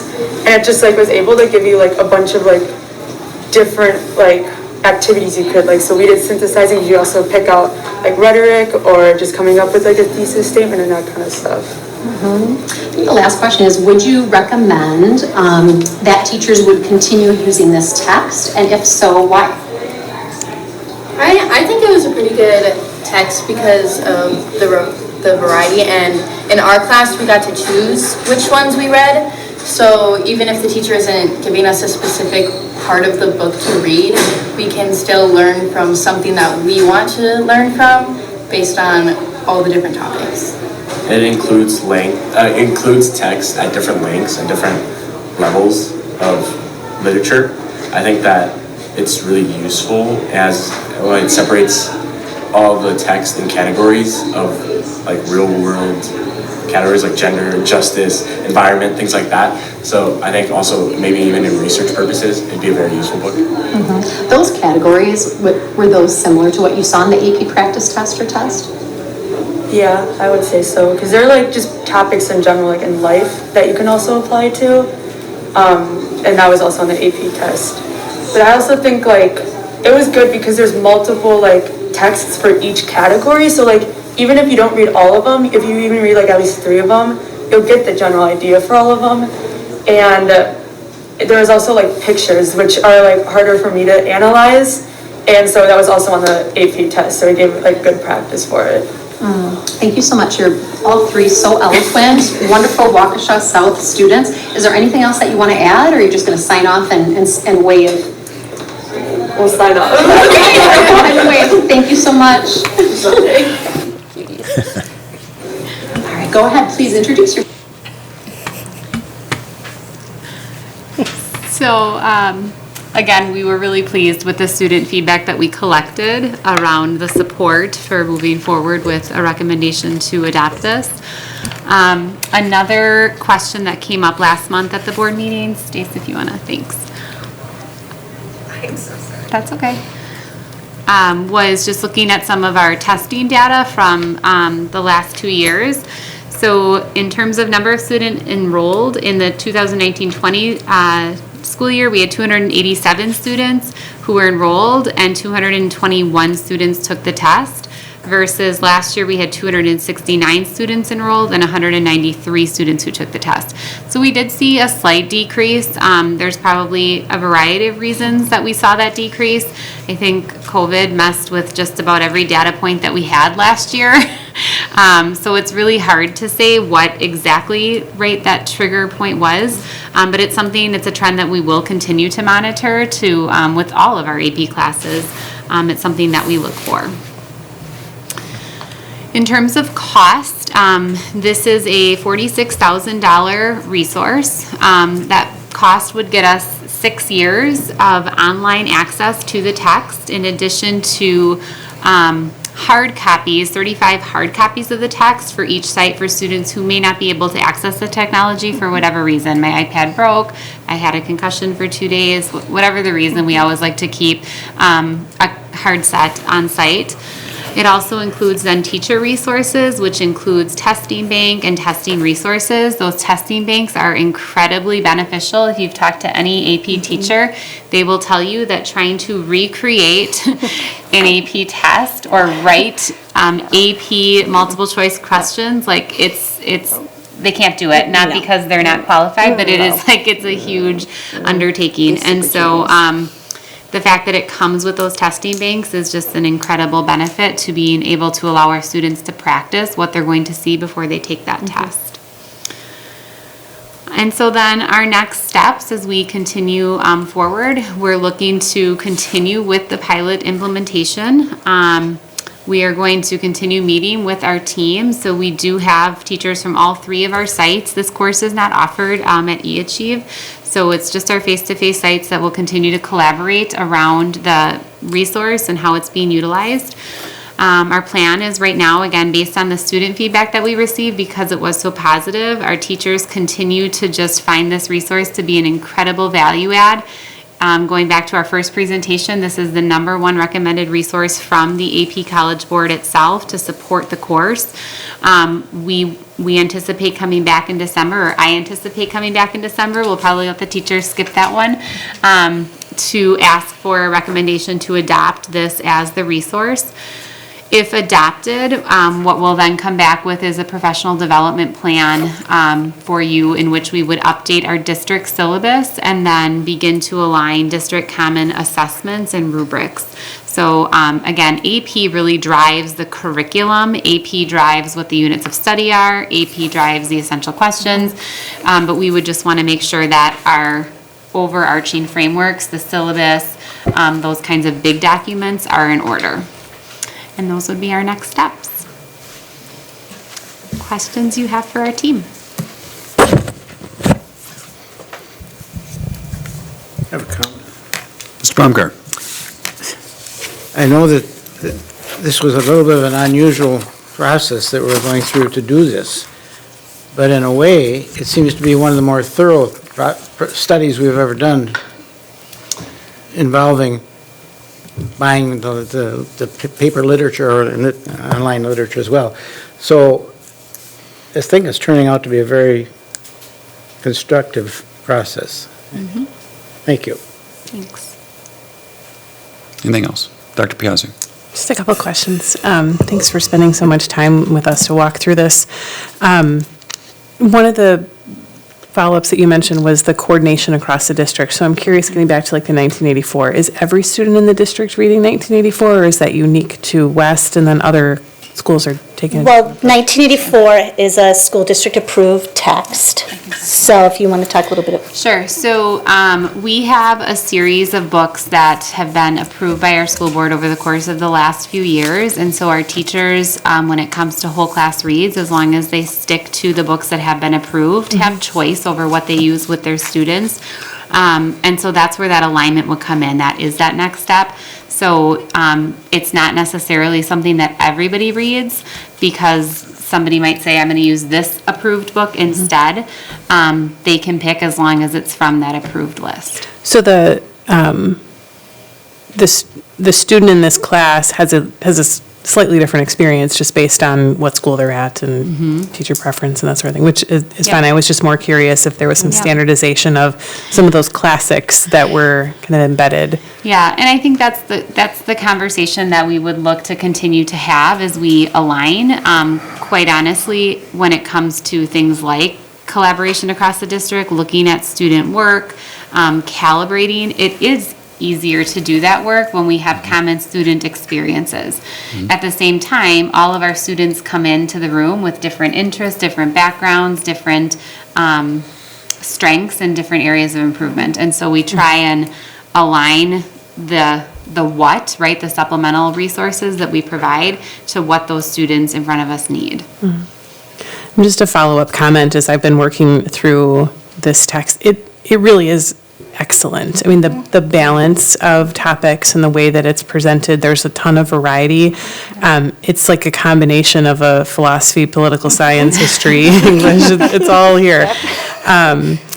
And so I greatly appreciate that. And maybe just to follow up on a comment from earlier, I did spend a lot of time in the chapters around justice and gender because these are hot topics in our communities these days. And what I'm so impressed with this text is that they hit on a lot of complex and what some would argue controversial topics, but done in a way that the students are being taught to think critically for themselves. And so I really think that they've done an excellent job in achieving that.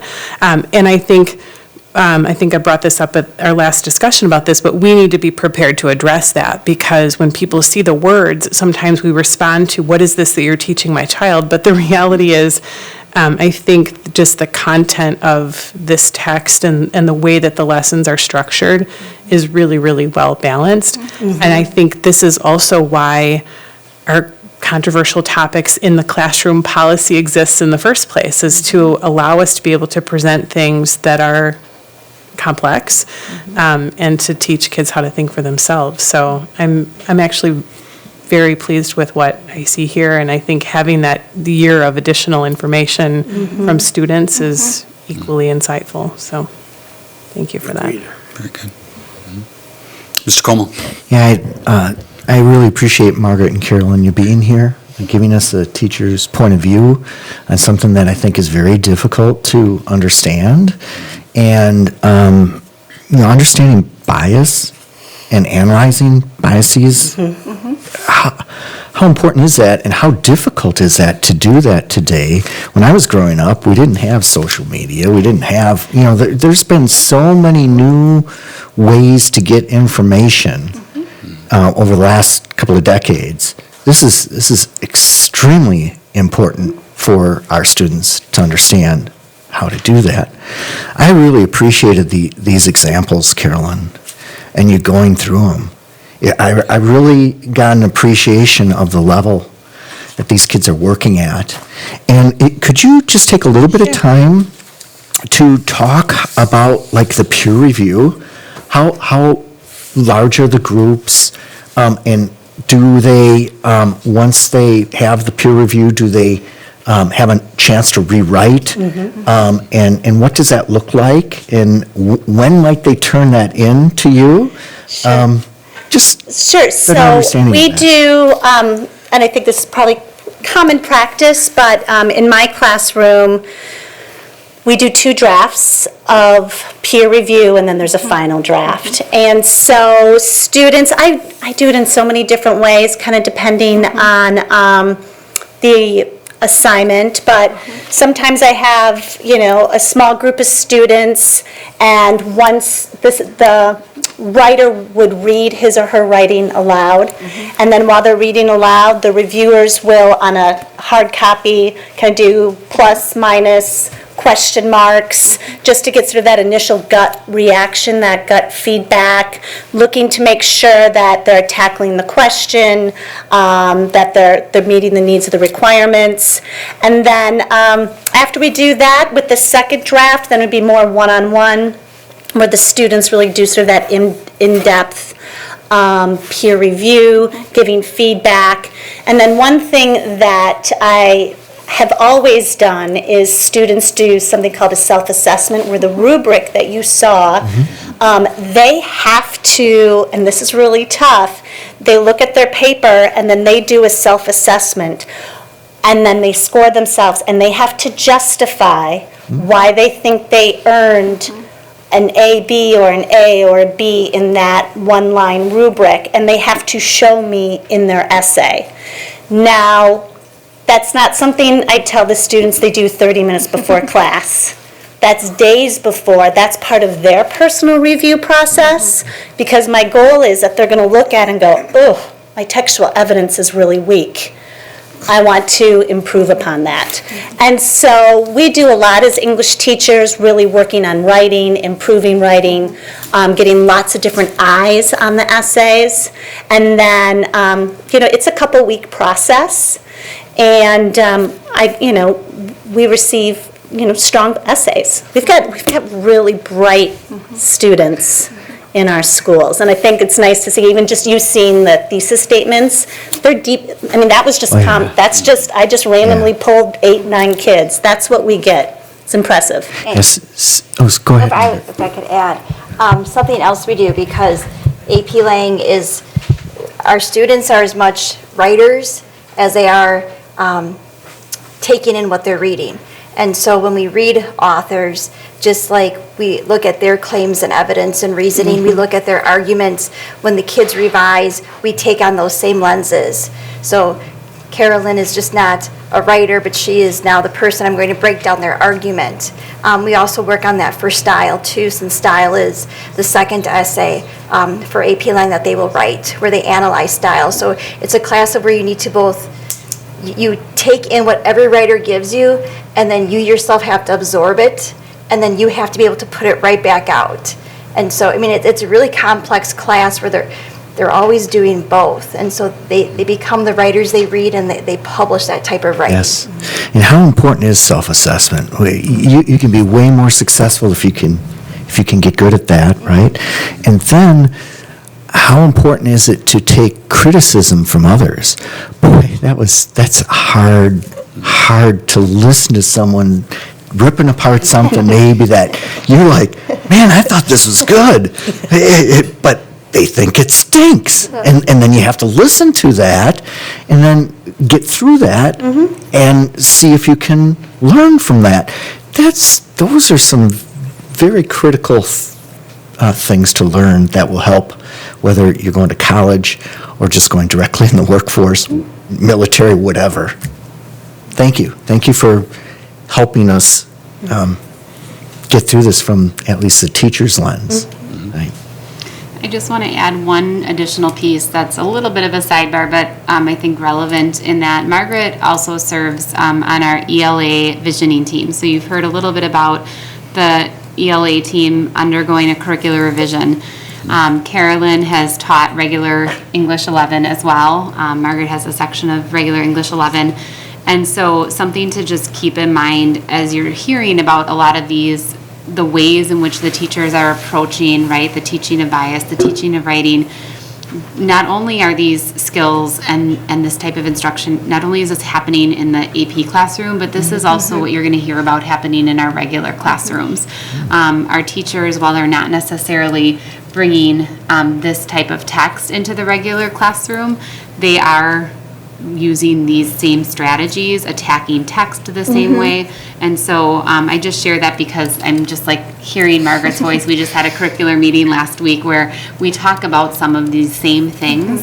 And so I'm excited to give you an update. I think we're coming in December as well around that work and what that looks like and the resources that we are looking at to support our regular courses.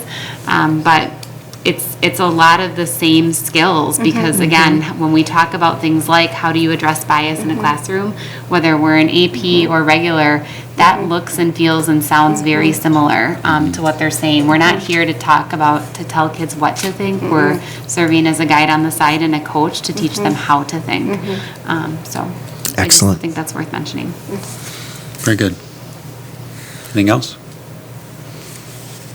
For the teachers, could you tell me a little bit about your opportunities that you have throughout the school year for collaboration and sharing amongst yourselves? I'll start. Something tells me that would be quite fun.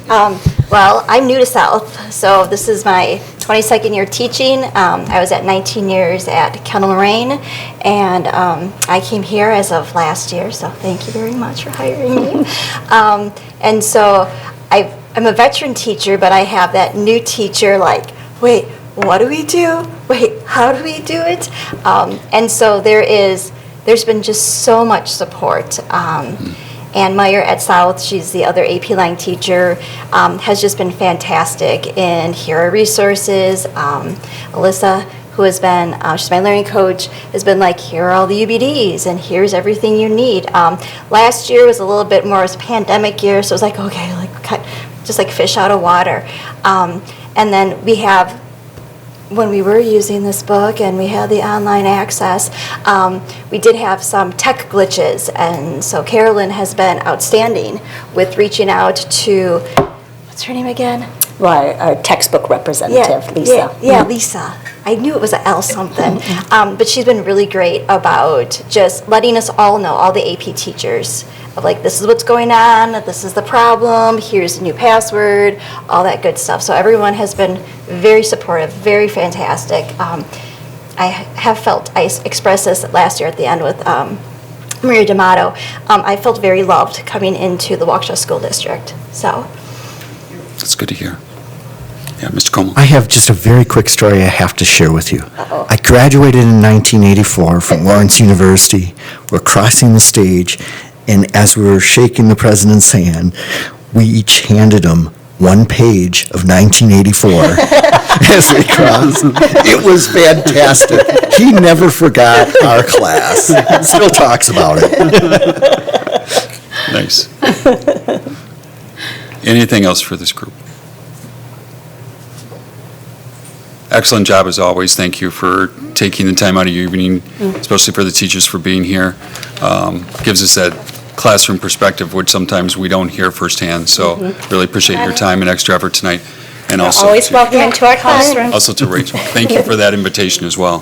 Thank you. Have a good evening.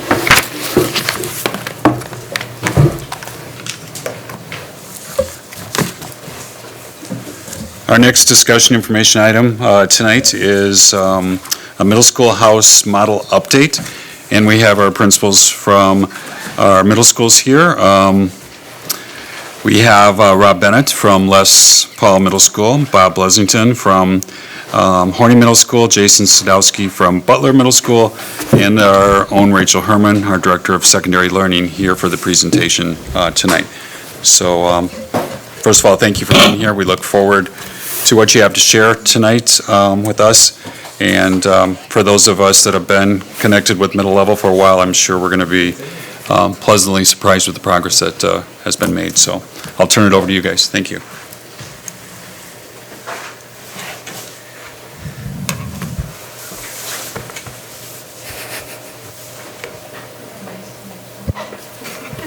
Thank you. We coordinated that. So as Mr. Dietz mentioned, this is more of an update of how we've progressed over the past couple of years with our house model. Just to kind of give you a little background, we've always kind of had a team concept or a grouping of students in cohorts, but each of our buildings did it slightly different, and it wasn't a systematic approach. So what our goal was really to make it sure it's a systematic approach, and we're getting more aligned between the three middle schools. So one of the things that we first started with is what we needed to define what a house model is. So the first thing is having an advisor for each student. And also a core group of teachers. So our core, we call it a core teachers. That is really our English language arts, math, science, and social studies. So when we talk about the house model, it's only in the core areas. The big key here is the students are in a cohort.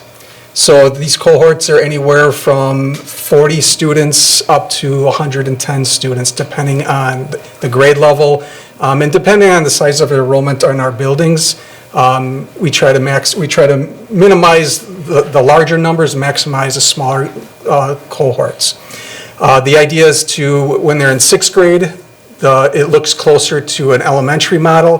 When they get to 8th grade, it looks closer to a high school model, is kind of the idea. So the larger cohorts are going to be closer, or going to be more likely in 8th grade, the smaller cohorts more likely in 6th grade. The big change, I would say, like for Butler and some of the, was the location where the classrooms are. So instead of having all the science classrooms or all the math classrooms all in one area, now you're going to have all the teachers for that house closer together. So the students have less travel around the building. They're just literally walking right next door to each other in most cases. Sometimes location, you run out of tight, close proximity as you have more and more teams. The other part is the lockers as well. So usually the lockers are right by those classrooms. So really, that was the main focus of where we went with the house model.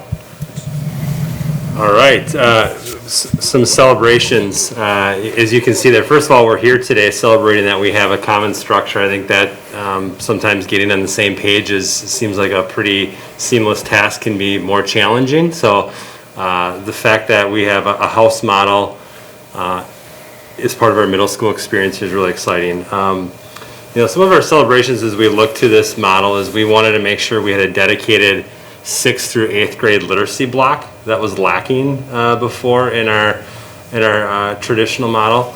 A huge celebration for us is that common planning time. So if we want lessons, engaging lessons, and teachers to look at data, we have to situate our schedule so we can put our teachers in a position where they can have common planning time, and that takes some sacrifices. Allowing the opportunity for students to revisit learning. The house model provides that flexibility, and really that increase in the core time when we went from a 7-unit day to an 8-unit day, it increased some more time to those core subjects that Mr. Sadowski already mentioned. And then, and really the heart of this, and maybe this should have been the first bullet point, is really to build upon those strong student-teacher relationships is really important, especially at the middle level, where that, in Waukesha, it's a very, 3 years goes by pretty quickly, so having that strong relationships was critical to this, and it's a celebration as we, for our first couple months together doing this, so. Some of our next steps really are also part of the building off of the celebrations. Going into this work with the middle school, a group of administrators, coordinators, directors, teachers really worked tirelessly on instructional guarantees that would be delivered at the middle level, and all of us coming together to be able to utilize that, I think speaks volumes to the collaboration of the group. Earlier you saw the kids collaborating, and I think the collaboration at our middle level has been at the highest probably in my career, and I've been here a long time, to come together on a common goal to meet the needs of all of our students. Our teachers are working extremely hard, finding those interdisciplinary connections, having those teachers right next door, an opportunity to shuffle kids back and forth. And it's a work in progress. It's not perfect yet. And there are some bumps in the road, and there are things that each of us can do a little bit differently at each site because of logistics or space or readiness. But we're working through that together and providing feedback with each other all along the way. Another next step is looking at our elective opportunities that connect to our middle school program. In our instructional guarantees, we talk about those experiences that are intentionally planned, giving students opportunities, taking down barriers, and this next step is what we're trying to do to meet the needs of all of our students. We're continuing to build the advisory development. It aligns right within those guarantees about meeting our social and emotional needs of our students. It's aligned to that greatly. In the implementation of Avid school-wide, too bad our kids left. They could speak to how this has really impacted them. What you saw, not only was it Avid, but it was middle level. Someone, I think, Ms. Roddy, you talked about the smiles on those teachers' faces, the relational capacity that kids have in our house model to connect with kids, for teachers and adults to know who the learners are in front of them, are going to allow us to meet those interdisciplinary connections, to take down barriers for kids.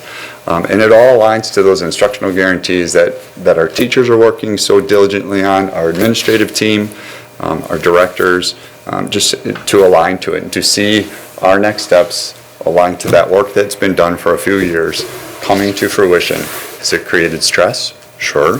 Has it created success? Yes. Are there things we need to adapt and move with? We're going to. And just earlier today when we started the meeting, the kids who are here is why this is going to work.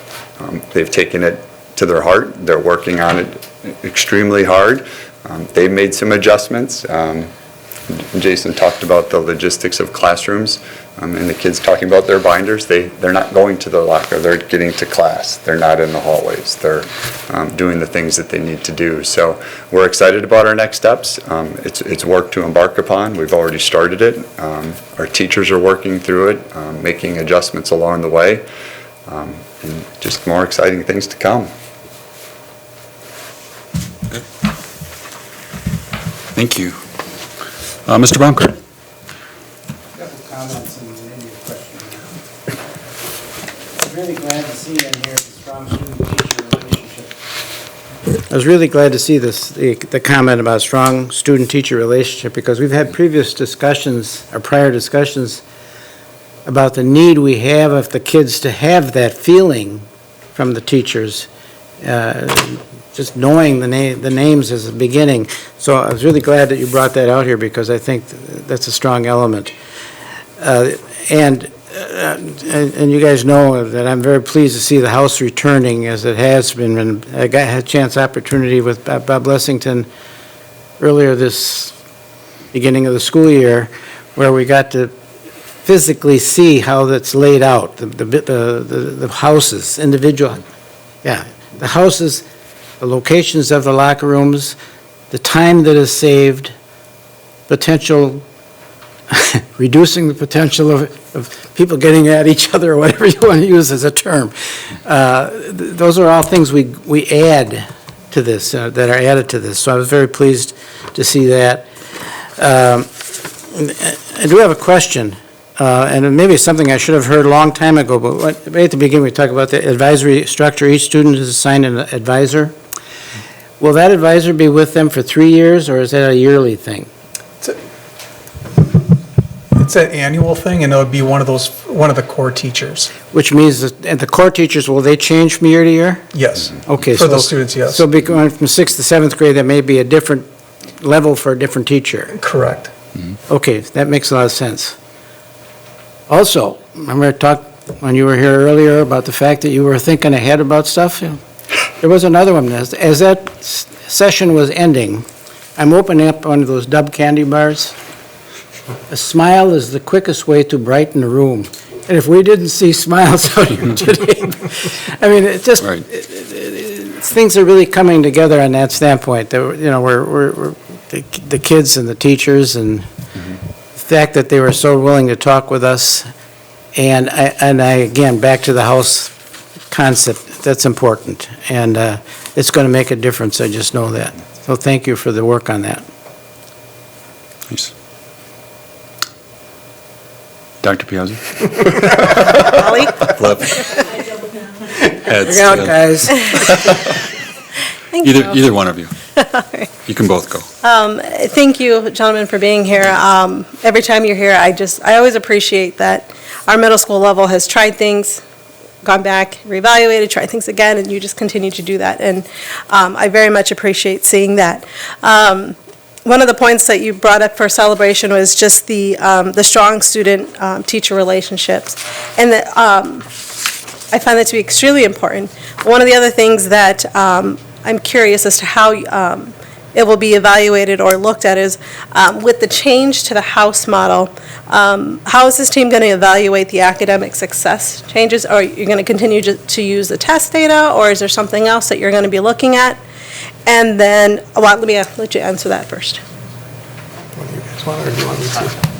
I can try. You guys can chime in, but I would say that we're looking at all different aspects, whether it's our map data, our forward data, our student perception data, all of those measures. I mean, we were just talking before we came in here about having some focus groups. I think those are all important pieces. In the end, we're putting this together so students in School District of Waukesha, the middle school, and on all levels, can learn at high levels. Like, otherwise we wouldn't be putting this. That's our goal, is to increase student achievement. to build on what Bob was saying too, the ability for teachers to know what someone does in their math classroom and the person that's connected to their house in their literacy block, if a student's performing or underperforming, so to speak, in an area, the conversations the teachers can have to connect on the needs of that student or the learning style of that student to hopefully better support them. So when before in the mid-level, you would just go to that next teacher and there wasn't that collaboration and communication. So having that and really the authentic classroom assessments that could be utilized in multiple areas, the math and science connection, the literacy, social studies connection, and that those tasks are being looked at and evaluated from multiple lenses to see how the achievement's going. So really building off of those relationships.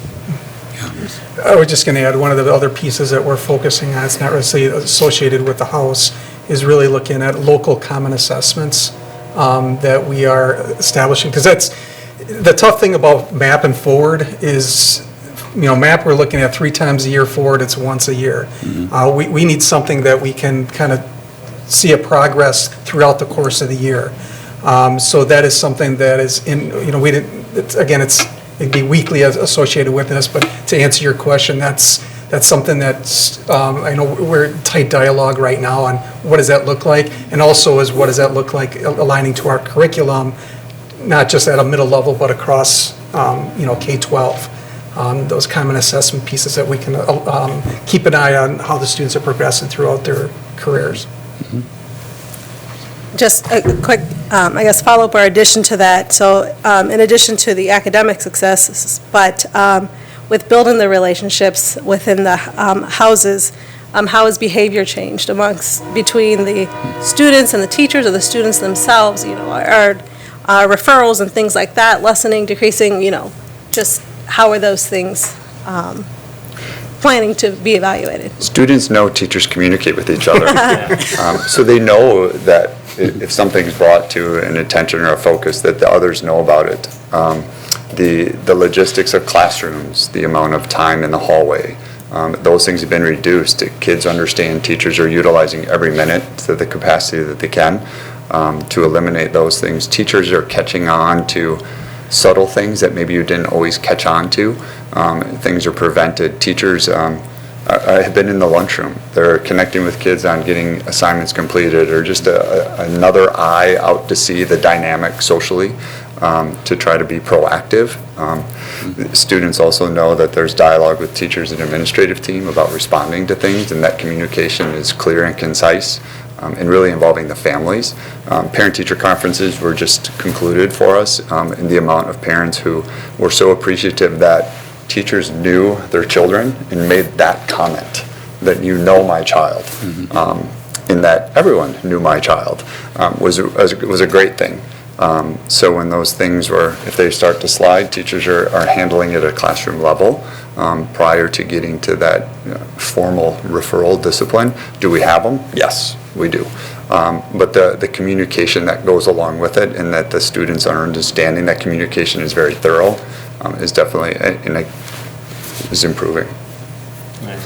Yeah, I would just add to that, we have a sample size at Horning since 18-19. I think our trend data is very favorable with that. I mean, there's blips and things that are on the way. Obviously, the start of this year has been a little unique the last couple of years, but our trend data indicates some really positive as it relates to behavior data, and it correlates. I can just speak for Horning. It correlates to our increased student achievement we've seen just with both of those coming in over the past 4 years. So we're encouraged about it, but always humbled and always trying to get better, so that's, but I think the student relationship piece has always been there. It's not like it was lacking before. Our structure wasn't as conducive to that. So when we talk about a structure, it didn't serve our community and learners as well as it could have been being in this model. It doesn't necessarily equal success overnight, but it gives us a chance and it positions ourselves where we can build those relationships. There's always an effort to do that over the years, but I think now we have a structure that helps, it streamline things, if that makes sense. Thank you, appreciate that. Dr. Piazza. Thank you. Living with middle schoolers, I have great respect for what you do all day long. So thank you for keep coming back. Having a little bit of experience now with the house models as they've kind of evolved, I just have some questions. But my first comment is I think the advisory piece of this is really, in a parent's opinion, the best part. I think those transitions from elementary through to high school, that independence is there, but also parents feel connected, and that, knowing that somebody knows your kids, I think is really valuable. It's positive feedback that I receive from a lot of families. Some of the questions I think that kind of permeate, how are the houses assigned? Are they random? It's random. For the most part, they're random. There might be, depending on, again, enrollment has something to do with it, but there might be some houses, used specifically 8th grade. There might be some licensure pieces for things like math, for integrated math or geometry, and then biology. So especially biology at the middle level, licensure for a teacher to be licensed, it's very rare. It's very tough to find. So we may have one house that has that, and the other house doesn't have the biology. So, but for the most part, I would say in most cases it's pretty random. One component that our student services has worked on is communication with the elementary level. So we all know teachers have different teaching styles or delivery methods, and if there's some information that we can gain from the elementary as they come up about a way a student learns and maybe a way a teacher delivers, there might be some strategery, if that's the good word to use, to put them in a place that they could be successful and the teachers can see that success. That makes sense. And Mr. Sadowski's comments about the math and science, I think, were other specific questions. There seems to be some crossover, but it seems like that's accommodated quite well, even at the younger grades. Yeah, we don't want to try to have like one house be, just the math, just biology and math. We try to blend it as much as we can, but so there might be a few cross, but mostly that just happens in 8th grade. And like I mentioned before, is ideally 8th grade is closer to what the high school is, and 6th grade is closer to elementary. So that's a little bit more acceptable at the 8th grade level. And just one other question is related to, it's combination, somewhat related to the literacy block, but also that it seems that within the houses, there's some flexibility to adjust the schedules. How does that work, and how is that decided? I can attempt this. I think first of all, with our, if you can imagine like an 8-unit day, students still go to their electives, so we try to block the kids so we have a core time, so they don't have a first period class and they go to second period elective, because then it really, then you don't have the flexibility. So first of all, I'll just use our 6th grade for example. Our 6th grade, they have periods 1 through 6, which is roughly from 7:30 till 12:32. And then they go to their electives. So there's a lot of flexibility, for example, with our 6th grade, where if math goes a little bit longer or a science lab goes a little bit longer, they're not controlled by that bell. So the bell is still a reality when they go to their elective classes, but we really try to have a minimum of 2, like whatever 44-minute, 42-minute periods we have, so they're back together. So the bell isn't ringing, they're going to an elective, they're coming back to their house. We try to put those together as much as possible. That enables us to have flexibility that you're asking about. So that math lesson that maybe was in a junior high model was confined to 42 minutes. Well, if it goes 60 minutes because of whatever, we have the ability to do that without being controlled by the bell, which has been really nice. Honestly, like our 6th grade, they don't even, the bells are irrelevant because I think Butler, you have the bells turned off because of that flexibility. So that we had to get the structure right in order to provide that flexibility. So if they're being doled out every 40 minutes, then it just wasn't conducive to allowing that. Thank you. Maybe just one simple follow-up. So I know Step Up is also a part of the day, and it's not clear to me if Step Up is also within the house, or if that's... Second Step, you mean? No, Is that a Butler thing only? Yeah, it's okay. So Step Up is just Step Up is basically... Sorry. Step Up is basically our advisory.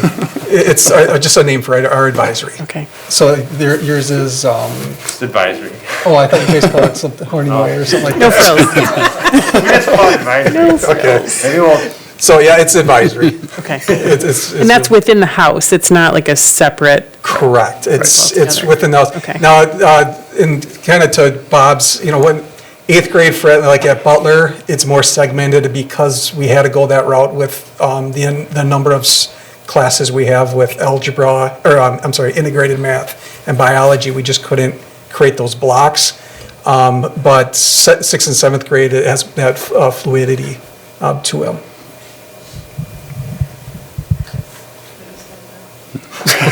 Mr. Como. Changing the name. Just real quick, so the house model lends itself to a natural PLC. Is there any interaction between the PLCs? Like, are there PLCs of PLCs? I guess is kind of the question. So we have two different type of PLCs that are meeting weekly. So we have the house PLC, so the core teachers within that house will meet anywhere from 2 to 5 teachers. But then we have what's called job-alike PLCs. So it would be, if I'm a 6th grade math teacher, I'm going to meet with another 6th grade math teacher. They will then meet once a week. And then once a month, we have what's called vertical meetings, where then our teachers at all the buildings will meet once a month, that they collaborate around, and those are job alike. So all the math teachers at all 4 of the buildings will then meet as well. Yeah, I appreciate you sharing that, especially as you're working through the house for the first time essentially in a while. I could imagine that would be very helpful, and it will be helpful moving forward too. But I think especially in these earlier stages. Yeah, thank you. Anything else?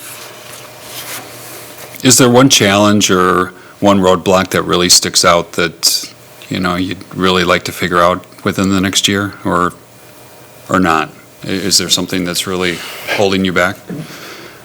Comfort level of our teachers not willing to make a mistake. They want to do so well and work so hard, they don't want to make a mistake. Mm-hmm. So that's the barrier. They're perfectionists. Mm-hmm. They want to ensure they're doing everything right at all times, which sometimes is the barrier of not taking a chance to try something. Mm-hmm.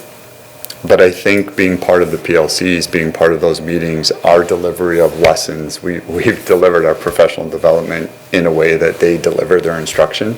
And it's a humbling experience to remind yourself of that. Mm-hmm. So it's just building that confidence. We have first-year teachers who this is new for, and we have 30-year teachers who maybe they were somewhere else. And just being comfortable. You heard the Avid kids say it, being comfortable with the uncomfortable. It's going to evolve. So for us, I'll speak right at our building, just that barrier of perfection, and I think I can speak for both of these guys too, of the want to do so well by everyone's children. And I would just add, we've asked our teachers at the middle level to make a sacrifice for this house model. In many cases, they're picking up another content area, which we've had teachers in the system for years, they've done math and that's it. Now they're asked to do math and science. And they've met that challenge head on, but it also so you ask about a goal, cultivate that, build confidence, because they've taken on, in order to pull this off, we needed to have the support of our teachers, and they've really stepped up. Very good. Anything else from the committee?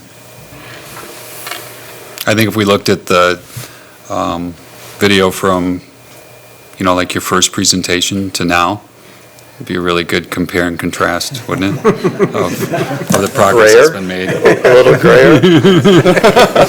I didn't lose any more hair. But we've come a long way, and it's because of your efforts and those of your staff and the collaboration amongst the schools to get to this point, realizing that something was really special about what was happening in Horning, and then sharing that and bringing that to the other middle schools as well. So I really appreciate you recognizing that and moving forward for our students to get to this point. And even though we have, a few ways to, a few things to address and move forward, we're certainly headed in the right direction. So thank you very much, and make sure you send that message back to your staff as well when you meet with them, because I think all of us are impressed on the progress that has been made so far. So thank you very much for being here tonight. Thank you. Thank you. Thanks. Okay, sounds good.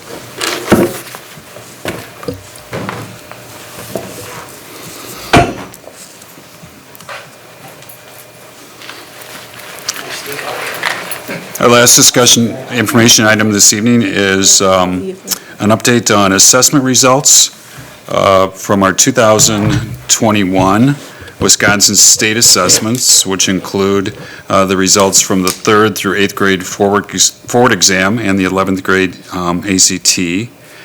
And also we have performance indicators through measures of academic progress, or MAP, ACT, and advanced placement. We have Amy Riebel here this evening, our data communication liaison, here to present us with the information and to provide us with an overview of the data. So, Amy, thank you very much for taking the time.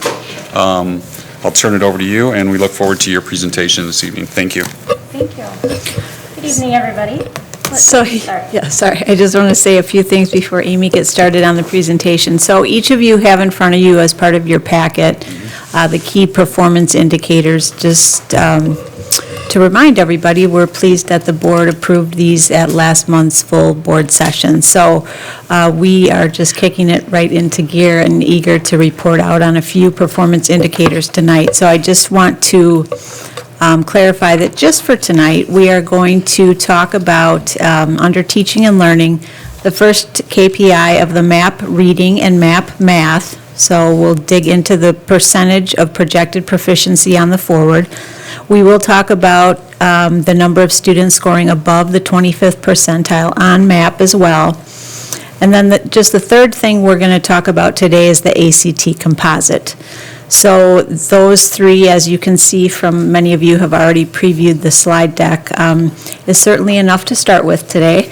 Looking forward to December, and as the embargo lifts on the DPI state report cards for each of the schools in the district, we will be ready at that point with permission from the state, and Amy will be back to talk about school report cards. So the DPI state report cards, both for all of our schools as well as our district rating. And then she will dig into the advanced placement courses in December at that time and talk about the percentage of students earning a B or better in the course. So over the next 2 months, we should start to dig in to some of our baseline measures for these 5 indicators, and as always, this will be kind of a continued conversation depending on when the data points lift and when we can get the information to the board. So we look forward to just the ongoing conversations around this work. So. Thank you for that introduction. Thanks, Jody. All right, we will jump right in because, as Jody said, there is a lot here. So we're going to talk about 11th grade ACT, the forward exam, which takes place in grades 3 through 8, and then our MAP tests, which students in grades 2 through 9 take the reading test, and grades K through 9 take the MAP assessment. As we look at each data point, there will be, you will see the disaggregated subgroups, and so I just wanted to remind you of our demographic breakdown of the subgroups that we'll report out on. So that is how our student population of 12,175 students breaks down, just to have that in mind as we go through. And we'll jump right into the first data point that we'll look at, which is ACT. And as Jody said, our key performance indicator is that the ACT composite will be 1 point above the state average. You will see the district and state average listed there. So at this time, according to students who were enrolled with us since the third Friday in September of 2020, our district average is 19.1. And you'll remember that the ACT is reported on a 1 to 36 scale. And so at this point, we're at 1/10 of a point below the state average. In previous years, the previous 2 years, we had been half a point above the state average. So one thing to note, and you'll hear this as a theme kind of all the way through MAP and ACT, or excuse me, Forward and ACT, and it won't be a surprise to you that we tested fewer students last year than we would have previously, and that's a theme across the state. We tested about 90% of the students that we anticipated to test on ACT. Typically, we would test around 95% of our students. We always have some who don't make it for some reason, but 90% is a significant drop for us, given the conditions. So that's where we are. This is the kind of the key performance indicator, the summary level data, and then on the preceding pages we will, or excuse me, the following pages we will go through and look at more in-depth data. So we take that composite score and break it down by school, and again by the demographics within the school. Anytime a cell group was 10 students or fewer, I did redact that data. So you can see there's an asterisk there as a placeholder.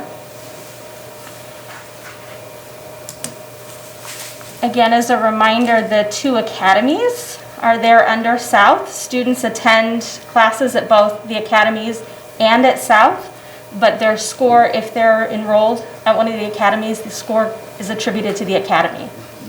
So just like to remind you about that. And then the district and state average are there at the bottom again, just for reference.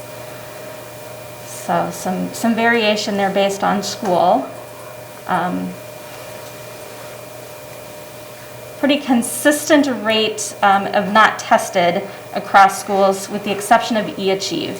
eAchieve tested under half of their students, which they always have more difficulty having students participate, since students do have to travel to a site in order to test. So.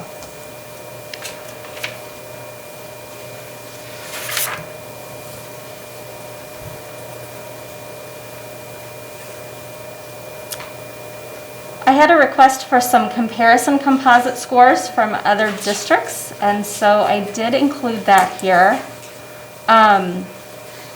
In order to do that, I have to use the WISE-Public website. Of course, I don't have access to other districts' data except what is displayed publicly. And so that changes the look of our data a little bit, because the state reports publicly students who were enrolled in a school district by the 3rd Friday in September, not just the school. So for most districts at the high school level, that doesn't matter because they have 1 or 2 high schools. We have multiple high schools. So that does change our data just a little bit, so I wanted you to be aware of that. So our state average, and our state average is at the top. The district average is right underneath that. Again, you can see those each changed a 1/10 of a point. And then in the pink are some of our neighboring Waukesha County school districts. And below that, those districts are with Waukesha, they're in the green. We would be part of that group of the top performing of the 10 largest school districts in Wisconsin. So Madison over the past few years has been, of the 10 largest districts, the highest performing, then Sheboygan, then Waukesha, and Appleton is, Eau Claire is 4th and Appleton is 5th. So I included those down there by comparison as well, because their demographics are often more similar to our demographics, as well as their size, obviously. So again, small cell sizes are redacted there as well.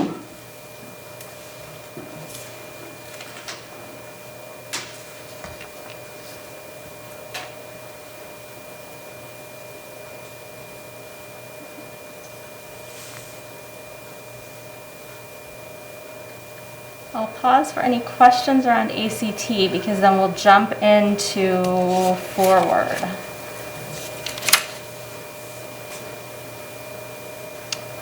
I guess I can also tell you that districts had wide variation in their testing participation rates as well. Madison's was about 50% from what I could see. So some wide variations in who was tested this last year. Amy, how does that affect the data when, is it the parent that opts the student out? Or how does that work? Well, it happens a couple ways. Typically, we would get communication from the parent that the student is opting out. Right. Last year, with some students virtual, schools reached out to families, encouraging them to come in, making arrangements, that kind of thing. Sometimes they didn't get a response.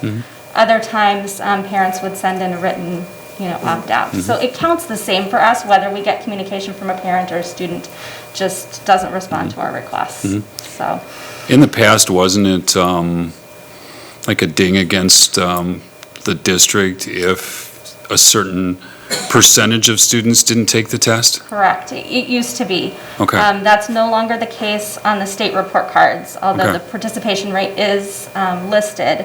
There's no penalty there. And under federal accountability is where it becomes an issue, because in most years they expect that we're going to test at least 95% of our students, and if we don't, they count the difference between our rate and the 95, and they count that as zeros. Okay. So that does impact. That 95% requirement was waived for this past testing Okay. year. Okay. So given Sure. the situations we were Okay. all in. So, Thank you. yeah, good Mr. question. Coleman?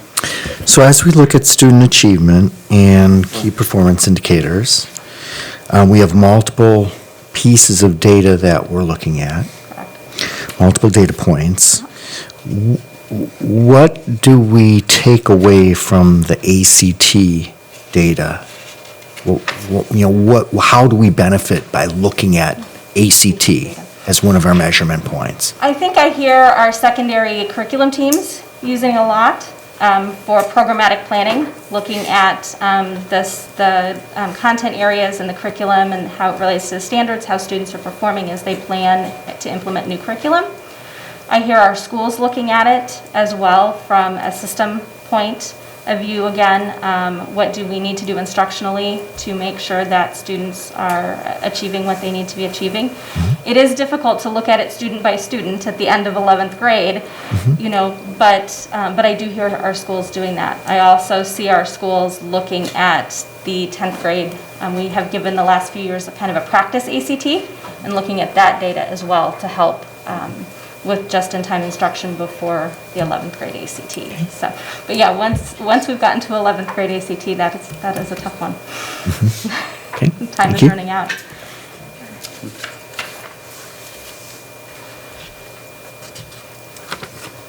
All right. Oh, Just one clarification. So we're looking at 2021 ACT scores. I know we don't have 2020.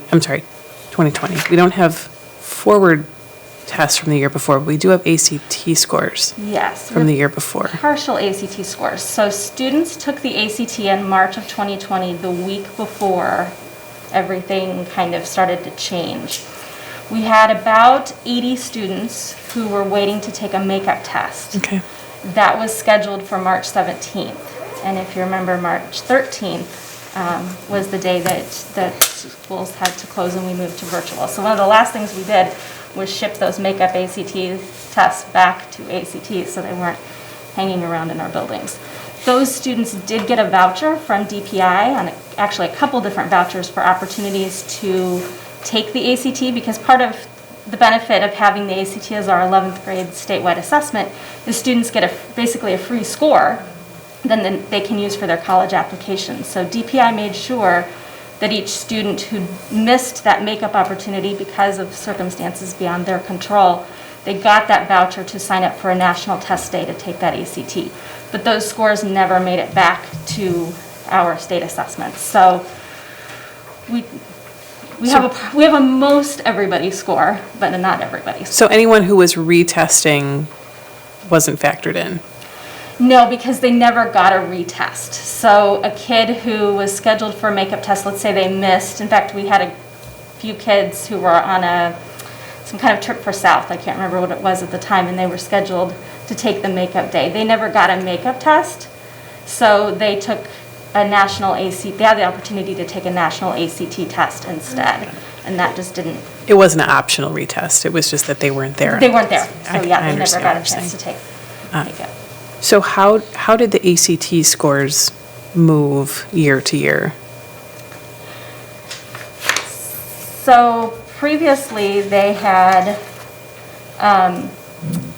from 2019, the overall score that we had was a 20.2, is our composite average. In 2020, it actually went up 0.2 of a point to 20.4. And then this past year, it's at a 19.1, so it took a dip. And was the state average about the same change? The state average in 2019 was 19.7, and it went up to 19.9, and then it also took a dip. Okay.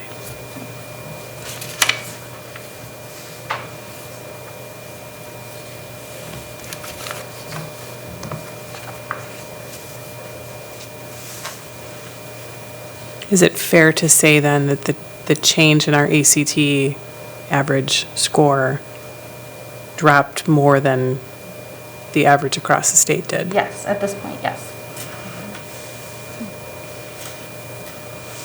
Thank you.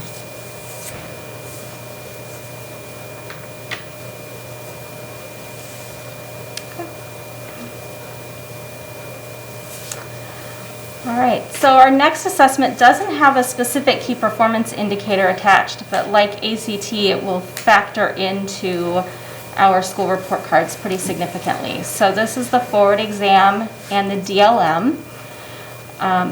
The DLM, just as a reminder, is that assessment that it's an alternate assessment we give to about 1% of our students who have the most significant disabilities. And so their results are kind of woven into this overall result for forward.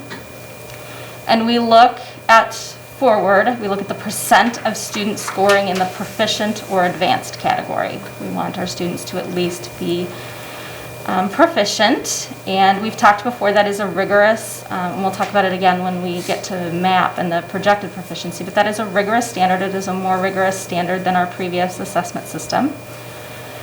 And so you can see there are four forward subjects in which we test. ELA, everybody takes. Math, everybody takes. Social studies is grades 4, 8, and 10. And science is grades 4 and 8. So the state average is on the far left side. Our all student average is next, and then our student breakdown. And again, these scores reflect the performance of students since who were with us since the third Friday in September.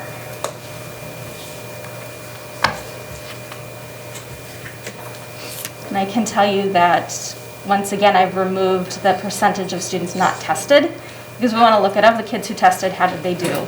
But again, our participation rate in forward typically is, depending on the school or the grade level, between 95 and 98%. And this time our average was around 90% participation. So again, about 10% of our students did not participate. And in some cases, particularly with our students who are Black and students with IEPs, the percentage, depending on the grade level, could be not tested participation, or not tested percentage could be up to 20%. So I would urge caution, particularly with those numbers, because those are some wide swings.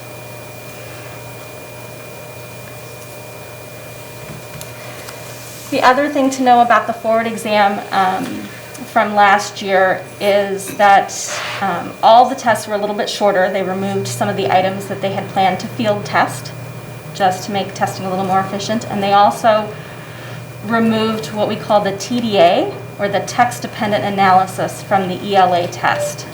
It is students get a text, they get a prompt, and then they have a longer written response that they do. And just for logistics, in the COVID year, they removed that portion of the test. It will be back this next year. Writing is still very important, but that was a decision that was made at the state. So it's a little bit of a different test than we've given in the past. But I can tell you that at 2019, again, no tests in 2020 because they were scheduled for late March of 2020 into April. In 2019, our ELA average was 41.4. Our math average was 46.2. Our social studies average was 52.9. And our science average was 47.1. So science went up a little bit. Whether it's the state average or our district, all students, I find it interesting that science and social studies have a significant jump over ELA and math. And do we ever talk about, and does the state even talk about why that is? Are those subjects more engaging? Are those, I mean, that's a pretty big difference. I would wonder about the engagement factor, and also you're testing more students for ELA and math, which changes the number a little bit. The social studies 4, 8, and 10 are the 3 grades that take it. Science is just 4th grade and 8th grade, so your sample size is a lot larger. And I think the level of rigor for ELA and math is probably a little bit greater. Okay. I also think in our case, we did have some families that, especially were bringing their kids in from virtual to test, and they took the ELA and math test, but may not have come in the second day to do the social studies and the science, depending on how it was arranged. So that changed our participation rates a little bit lower for those two.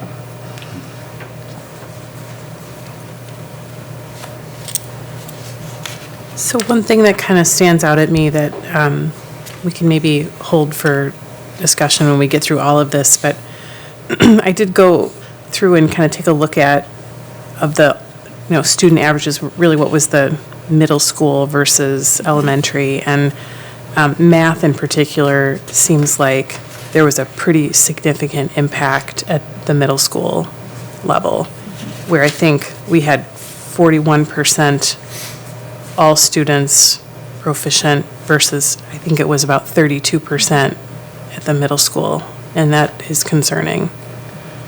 Yeah, and I think back to last spring last fall when we came in and we took that first MAP test after we all came back to kind of face-to-face school, and we talked that students really held their own or lost a little bit in reading. It was math where we saw that bigger drop across the board, and I think some of that continues to play out to a certain extent.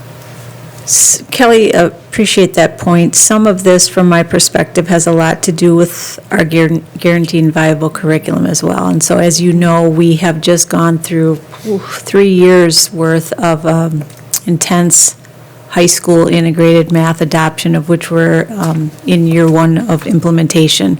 And so after we had laid out the high school scope and sequence, our next steps was the middle school level. So there's a lot of things, when we look at data, I would say we can make several conclusions in different areas. Sometimes we are encouraged not to jump up on the ladder and hypothesize, different things, different data sets and things like that. But I will say, from my perspective, the stronger our guaranteed and viable curriculum is, and relatable text, et cetera, accessibility, engagement, and achievement will go up for our students. So it's, as you see every month here, we are always working on the work. It's complex. It takes a long time.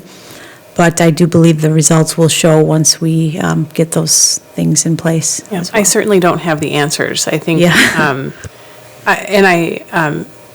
I'm very supportive of the secondary math sequence and the work in that area, because I think that creates some consistency. If anything, I think the catching up is probably important, because I think the integrated math sequences are appropriate, but I'm concerned that maybe we've missed that readiness, so we might need to be looking at that. But again, I don't certainly don't have the answers. It's your department.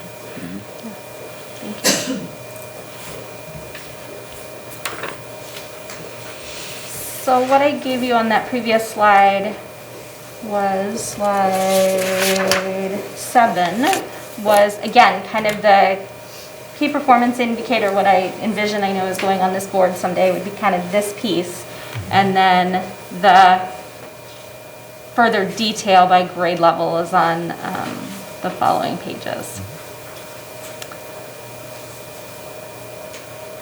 So again, I know it's a lot, and you see variations by grade level, by demographic group. Again, caution with some demographic groups because of the larger percentage of students not tested.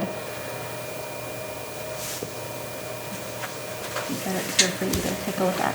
Amy, what rationale are you given for students that have an IEP, let's say in the area of writing or in math, that then are supposed to take a test at grade level, even though they could be performing at, 2 or 3 grade levels behind? What rationale is out there to justify giving a test like that to students when I would think if it was me, it would lead to a lot of frustration? Yeah. So that's where we have to be strategic and thoughtful about the accommodations that we provide to students. So there's a list of universal accommodations that every student can have. There is a second list that's designated support, which is a little more intense support, but it is available to any student. And then there's a third list of accommodations that, again, brings with it a higher intensity that is just for a student with an IEP or a 504 plan. And that's where I have already met with, for example, the elementary special education department chairs for this year with the accessibility guide for this year. Mm-hmm. So they know going in, and as you're writing an IEP, as you're working with students, these are the things that are available to your students, and you want to be thoughtful and know your kids so that you know what interventions are going, or what supports are going to help them. Mm-hmm. That is, I think, the goal I hear as far as rationale is that, we want every student to be proficient, and we do. They need varying levels of support in order to get there.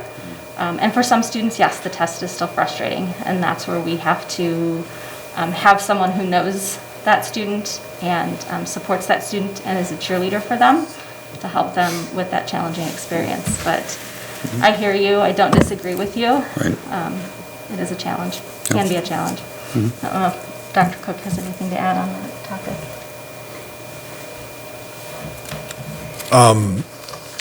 I would add as to the purposes. We've talked about the ACT. I mean, we can't forget the original purpose of the ACT was a college entrance exam. Mm-hmm. And I've heard the ACT and the SAT be likened to IQ scores, very much like an IQ test, and there are ranges within that test. And when you look at what would be the average score, what you would look at being average intelligence, so on and so forth, the higher your intelligence, the higher you were performing on those tests. That's been scientifically proven. Mm-hmm. So when we look at where our scores are as a school district and where all the school districts were particular to the ACT, we fall within the average range on that.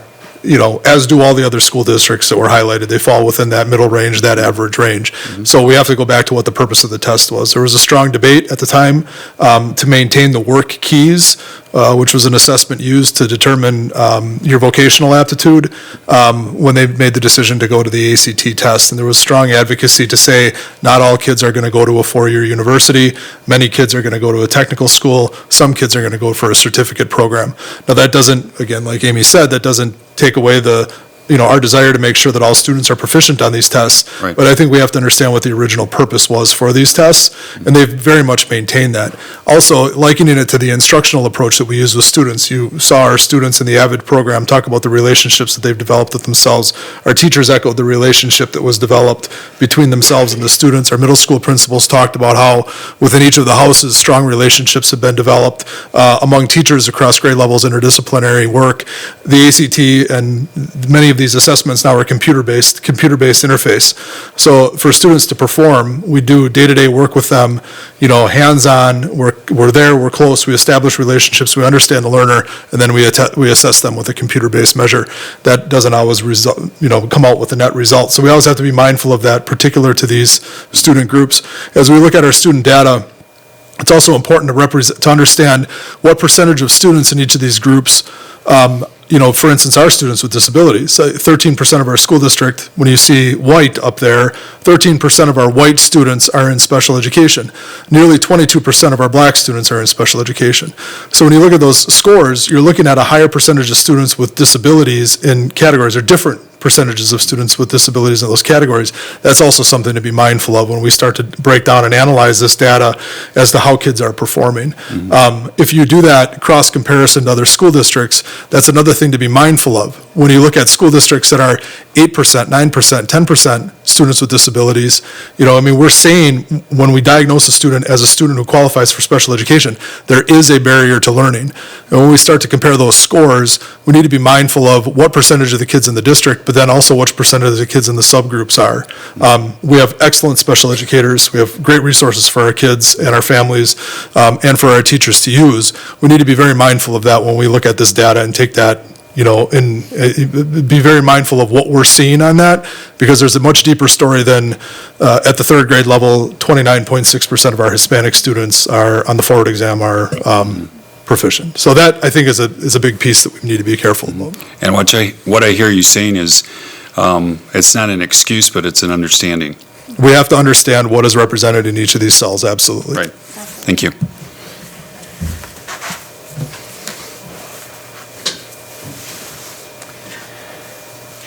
So I'll move on to, again, the comparison to other districts. And for the forward exam, I just pulled out the ELA and math comparisons. I did not do the same comparison for science and social studies, just because I know ELA and math are the two that we have the most data on and pay the most attention to typically when we are looking at the forward data. So again, our scores of Waukesha County neighbors, and then those other 4 of the 10 largest districts.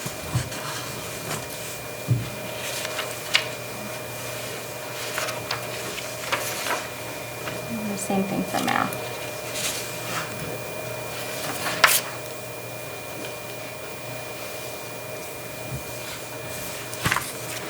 So how do we make sense out of 20-point differences between neighboring districts? Some of these neighboring districts are the ones where we have students that are choicing out of our district. 20 points is a lot. So I think you have to look more deeply at the numbers, and I think you have to look at their demographic breakdown, first of all, because when I look at the demographic breakdown and then I look at our numbers, that brings up questions for me. I would also want to look at trends over time, which I did not pull, and their percentage of not tested, because there were wide varieties there. So I think the first thing I would need to do is dig in more deeply. But I think it is something that we need to pay attention to. I mean, there's a column that stands out to me that is the Hispanic students across these various neighboring districts seem to perform nearly twice as well in our neighboring districts than here. So one of the questions I would want to know there is to what the percentage of language learners within that demographic, which that category does not tell me immediately. So knowing our data, I know that we have a large percentage of English language learners within that category. Yep. So I think it definitely brings up questions to explore.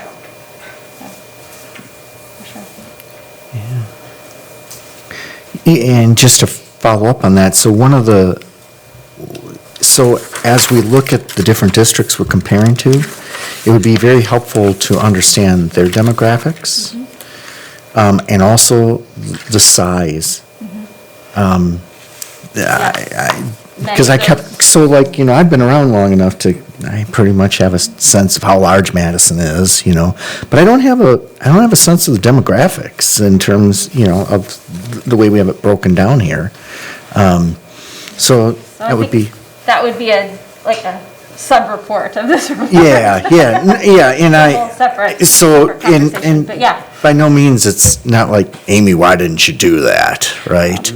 But I'm just trying to, as I look at these numbers, I kept asking myself questions, well, what is this district like, and what is that district like? Absolutely. And I just didn't have a complete picture there. I think that might be a good conversation for us to have in conjunction with the school report cards. Because our overall goal on our key performance indicators is that we will earn the #1 highest rating on the DPI district report card when ranked against the 10 largest school districts in Wisconsin. And those demographics are going to be right on that report card.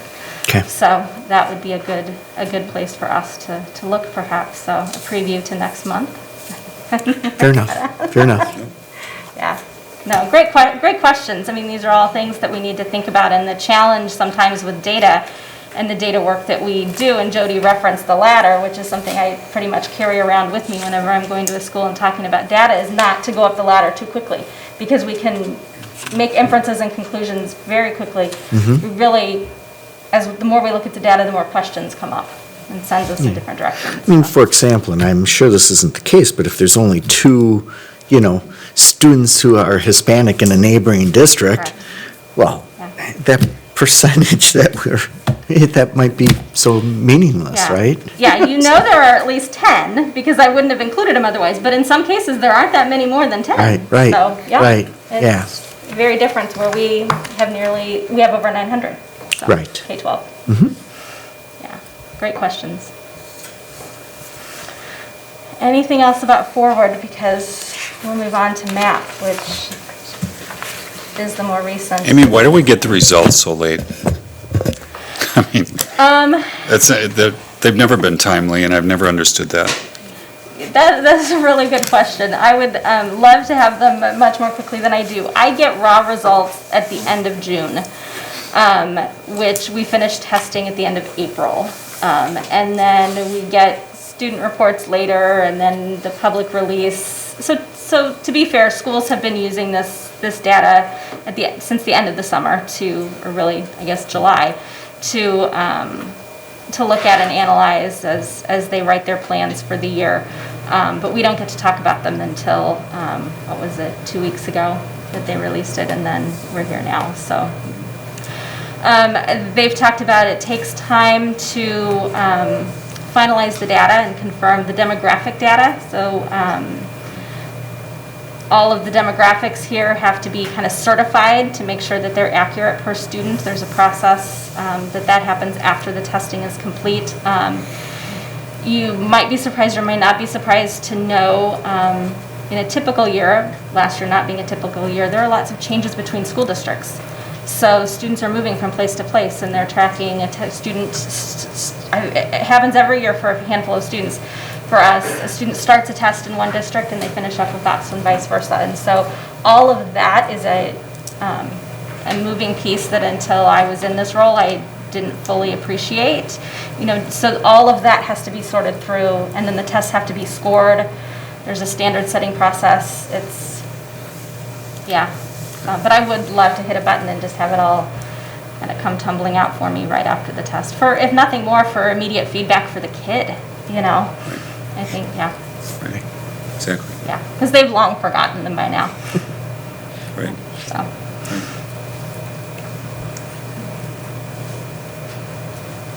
Okay. To a test where we do get more immediate results. So the measures of academic progress, we have 2 key performance indicators that we talk about. One is the percent proficient, projected to be proficient on forward. And we have that for grades 2 through 8, because grades 3 through 8 are the ones that take the forward, and then MAP has done kind of a back mapping process to provide a projection for second graders.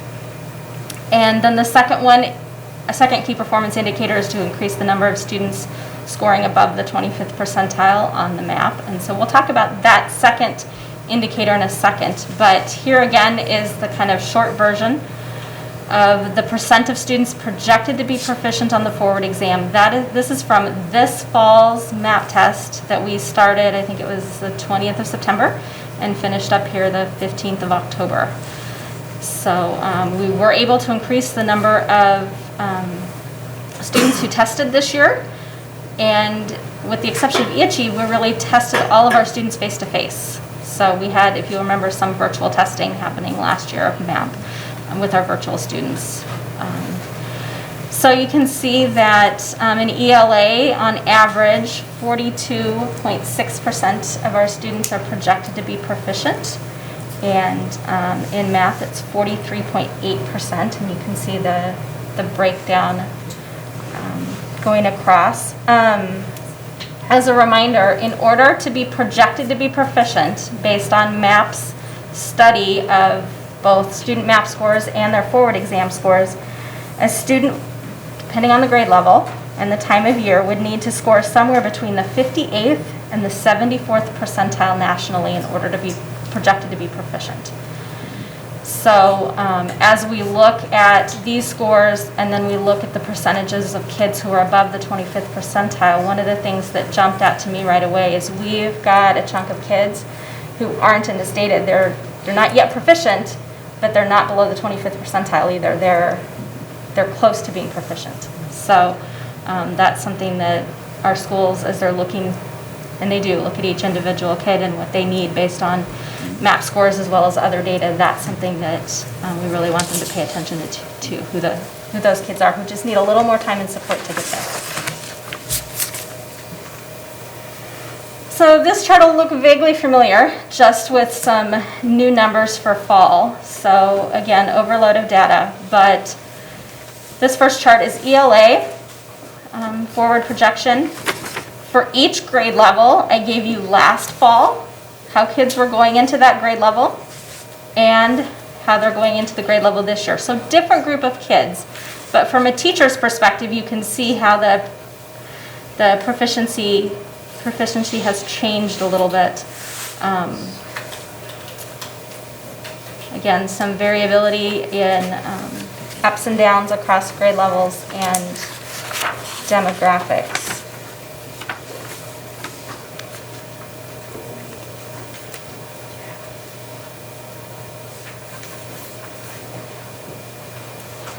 Some small drops, some a little bit larger.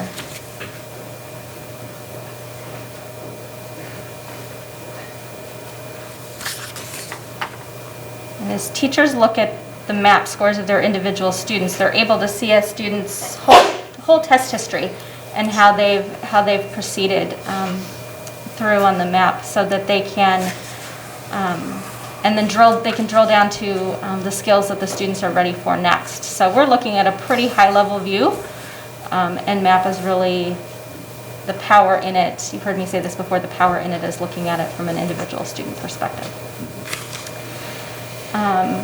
Middle school, again, some small dips on average, some a little bit larger dips.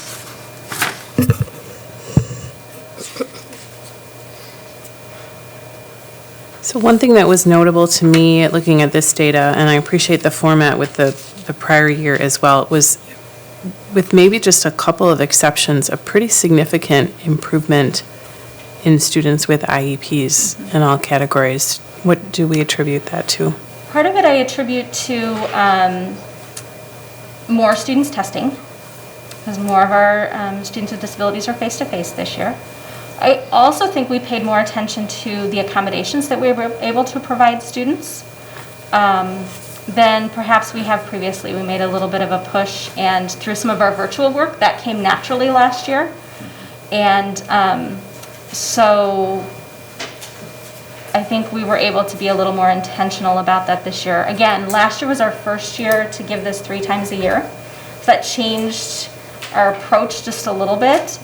And Again, with the virtual, there were some different accommodations, and so I think it helped inform more people about some of the options and things they could do. Amanda, our elementary director, special ed, and I are taking a look at the accommodations breakdown and how that works. We can get a sense of that because we noticed too that they're, which is great. But we do want to make sure that the accommodations are proportionate to what they'll get on the forward exam, so that we're getting some accuracy and being able to measure the students' proficiency accurately on this measure.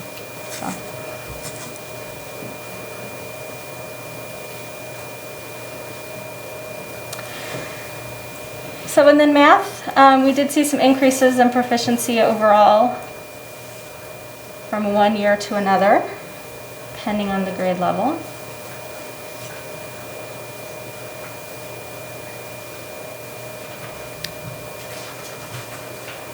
A little more of a mixed result at middle school.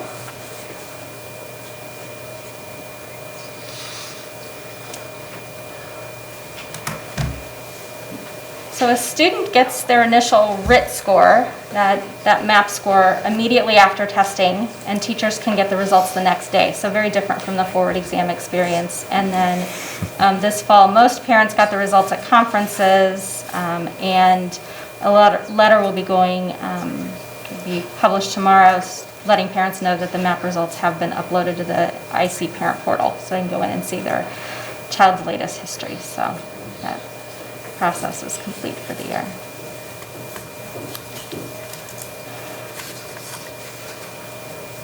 It's okay, we'll go on to that second key performance indicator, which is related to the students scoring above. Now we're looking at it kind of in the reverse of what we used to look at last year. When I came to your meetings, we talked about the students scoring below the 25th percentile. Now we've kind of flipped it. So we want to increase that number of students scoring above the 25th percentile, at or above the 25th percentile actually. And so again, here's kind of the overall summary data for the key performance indicator, and then the breakdown is on subsequent pages.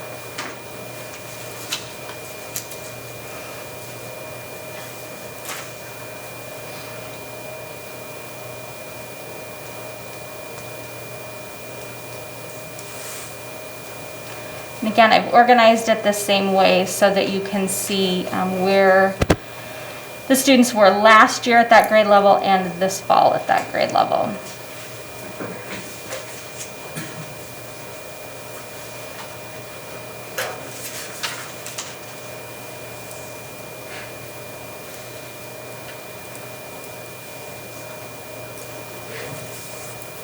And this was really interesting to me just because I felt like in some places there were very subtle changes and in other places there were more significant changes. So again, I think the piece that I wanted to pay attention to and want our schools to pay attention to is not only those students who are below the 25th percentile, because we know they're most at risk, and every school is doing that with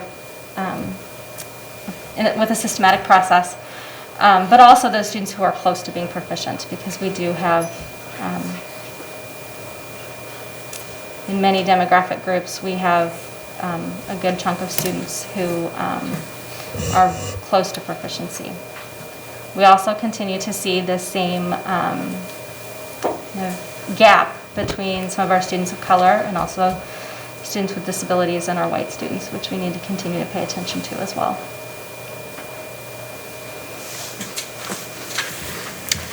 Amy, do we have any district-wide plans to share data with students and to keep them more engaged and develop plans in student terms to help them move from one test to the next, to focus in and really look at areas that they need to improve on?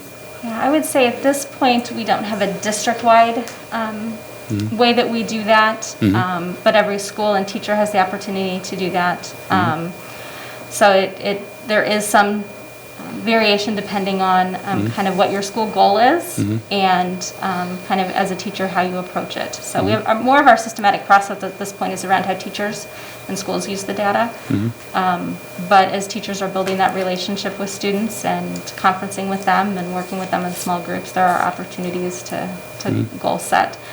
But I think it is important to be cautious about putting too much emphasis on one test score, and I think it's important that they're looking at kind of the portfolio of work for the students. So.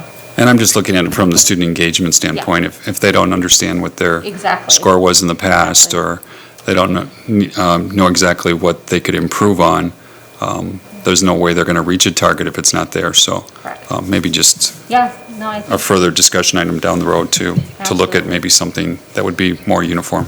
Absolutely. I think there's a lot of opportunity there. Especially now that we're giving it 3 times a year, has a little more relevance to the student as opposed to that spring, end of the year, I'm almost done, kind of, okay, I took that test kind of approach. Yeah.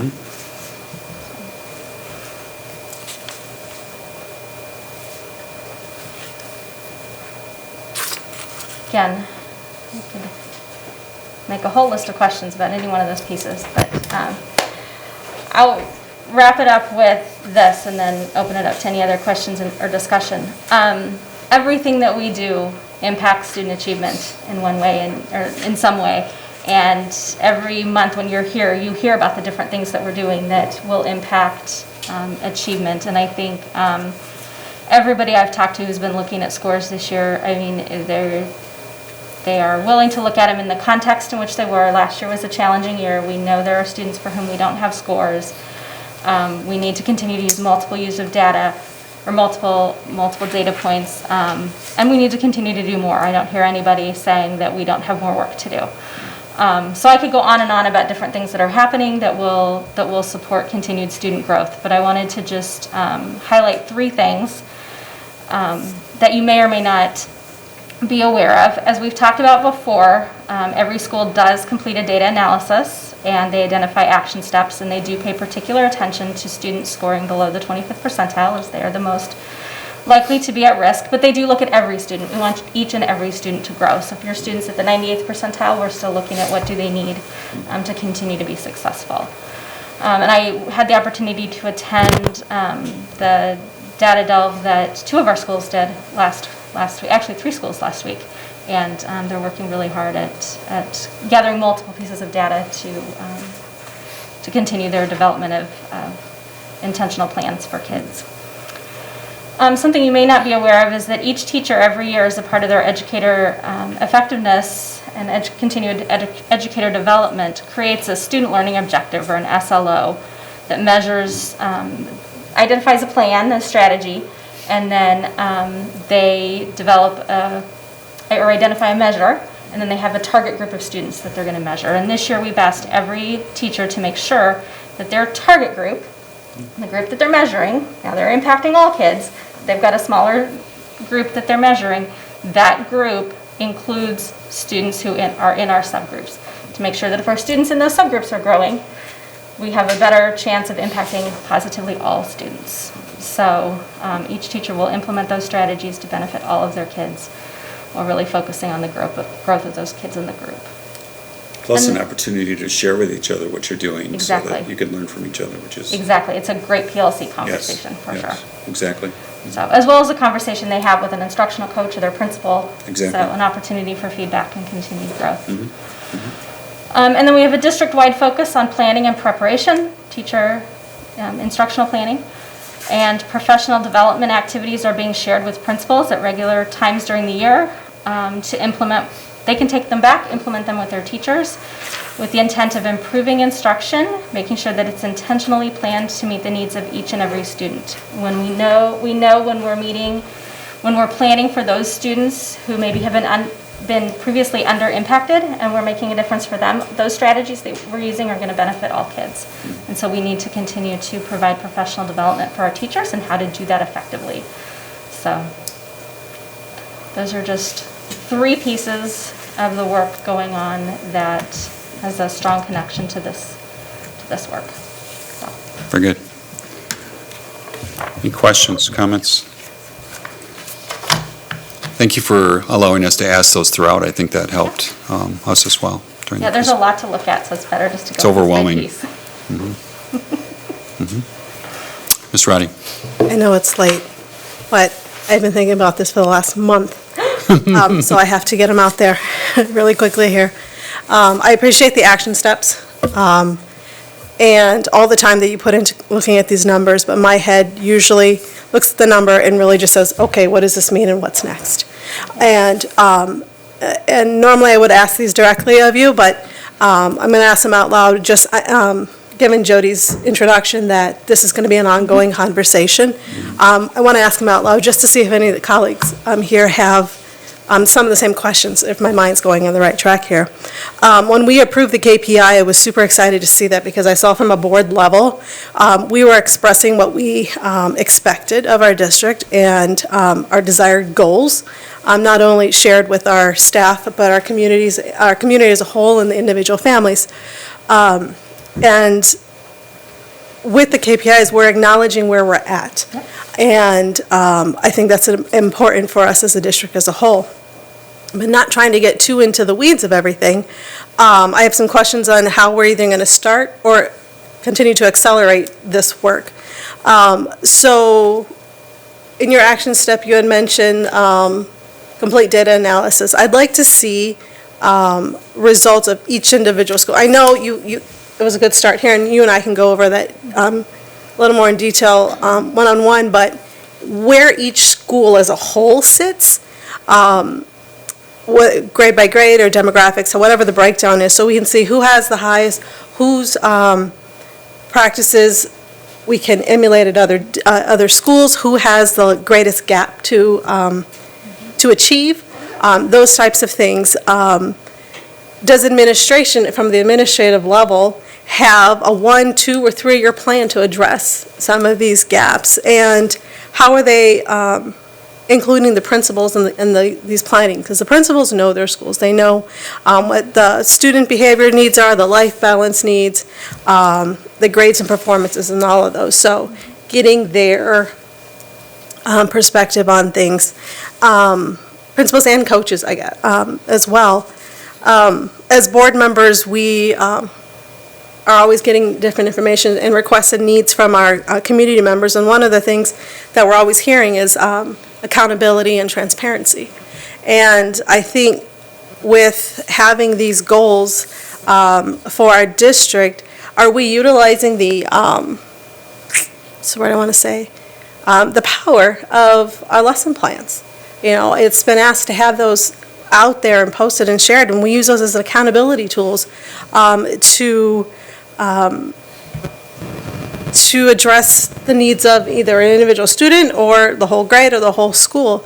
And how are the principals and coaches being able to use those plans to help guide the teachers as they're working on a one-on-one basis with the students?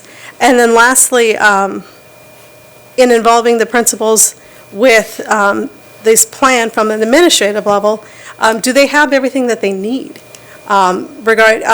Meaning, do they have their deans or their support staff, the psychologists, social workers, coaches, or interventionists that are on a daily working with the students? I realize that there's a financial implication to that, but if we as a board have said this is what we expect, then we need to support that. So those are some of the questions that I have going forward with using this data, but what the action steps would be. So, thank you. Ms. Lanish. Thank you for all those questions. I just perk up when you ask these things because, like, this is my world, right? So I appreciate engaging the board in these discussions. I just want to say a few things and appreciate you affirming that this will be a continuous conversation. So 2 things that come to mind that you'll be seeing coming up.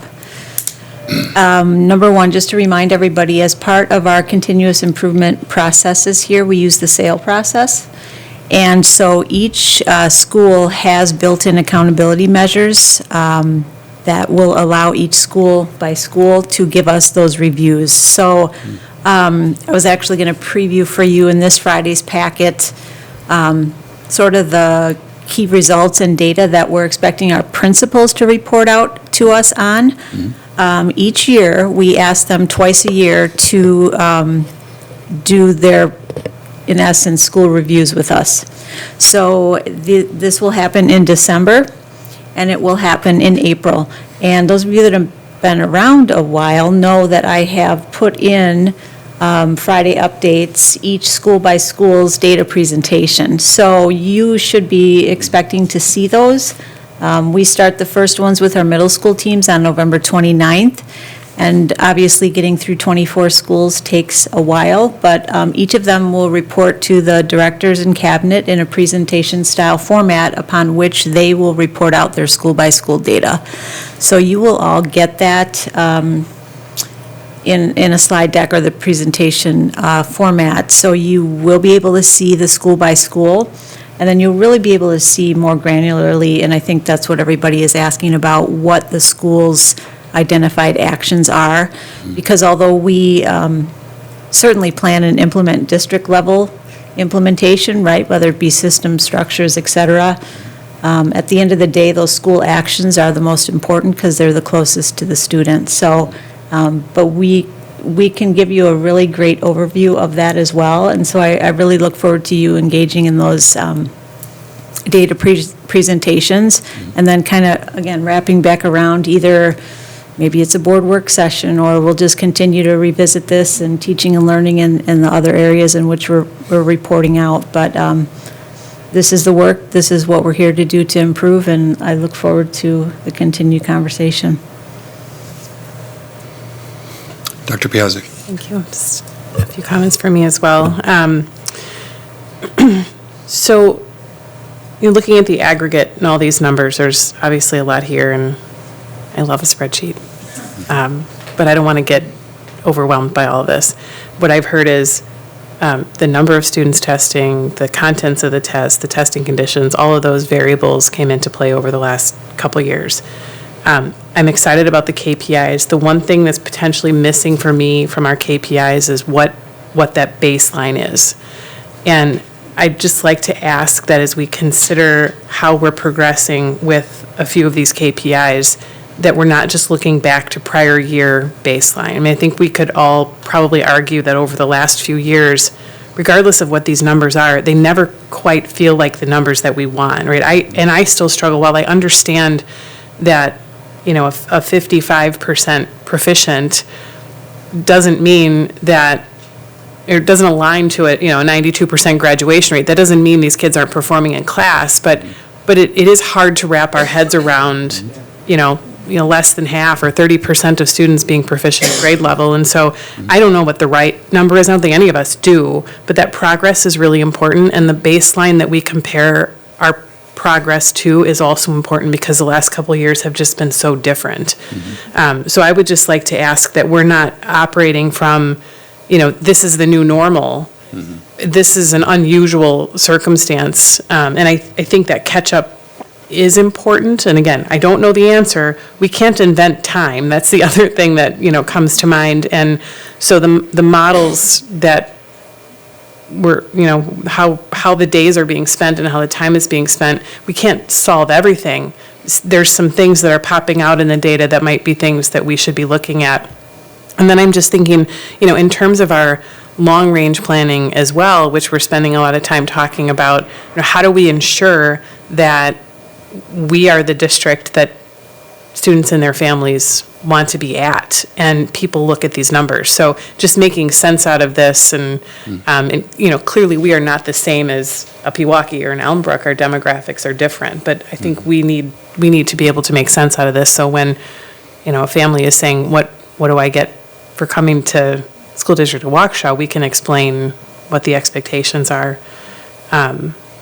And then just one thing that's kind of bothering me, I think there's just a fundamental flaw in how we look at all this data, and that is, you know, we compare grade to grade year over year, but we don't do the longitudinal view, right? So if we're looking at fourth graders in fall of 2020, we should be comparing that to fifth graders in the fall of 2021. So there are some holes in these spreadsheets, you know, when we see big double-digit number changes, fundamentally, the classes are different. We're just treating every year like it's a static group that's the same distribution. And so that's something that we may want to look at, those longitudinal, results for a specific grade. I think that might be more insightful than comparing fourth graders this year to fourth graders last year. And yeah, so we have done that, and I think at different points during the year, and especially even at last year, we started out with some historical and kind of worked our way through. So I think we'll get to a point again this year where we'll be ready to do that. Tonight didn't seem like the time. No, absolutely, but I mean, just. Yeah, I totally agree with you. Trending it and trying to make sense of it, I think there's something we really need to understand about what happened at the middle school level with some of the COVID models, and I think our early elementary was another place where we see some of that. Obviously, the test scores, there's some inconsistencies there with MAP and how the test changes and stuff, but I think that would help us really understand maybe where to put the energy and what expectations to have as far as growth. So I think, so when we're ready to do those different dives at different places, we definitely can do that. It's for sure. So data's available. Mr. Como. So, I don't know if we can accomplish this. I don't know if we can accomplish this or not, but the power of MAP data, I think, really lies in the hands of each individual student and parent, right? So you can see the progress through the year, and then the next year, and the next year. Is there a way that we can get numbers to the board without identifying individual students that can measure progress throughout the year and over time? So, some kids are really advanced and move through things quickly, and others, are a couple, they might be a couple grade levels behind. And, I just don't know if there's another snapshot of MAP data that could be useful in terms of progression. I think perhaps something like some individual case studies or situations to show some different examples of students over time. I think it would be hard to get that for everybody because it's so different, and we're testing thousands of kids. So to see that growth over time in an effective way, except studying specific cohorts. But one of the things I was thinking about is we have some kids in our district with powerful stories, both of their achievement, but also other ways that they've achieved, not just test scores. And perhaps it's some of those kinds of examples that are helpful. And that speaks to, you could give examples of how we have individualized teaching and more of a personalized teaching approach, and how, it's so different. When I was, going through school, right, we didn't have that individualized learning kind of environment, and that has changed so much.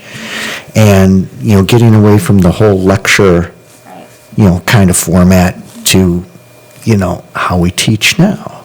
So I just, I'm not even sure where I'm going here, but I know there's power in using MAP data, and I know that it's really great for individual students and parents to see what they need to work on and how they're progressing. And then that helps to personalize their education, is what MAP data is being used for. So I'm just trying to, I didn't know if there's a way that we can share more higher level analysis of that. I'll keep thinking about that. I have a couple ideas, so we'll see if we can make it happen. Thank you.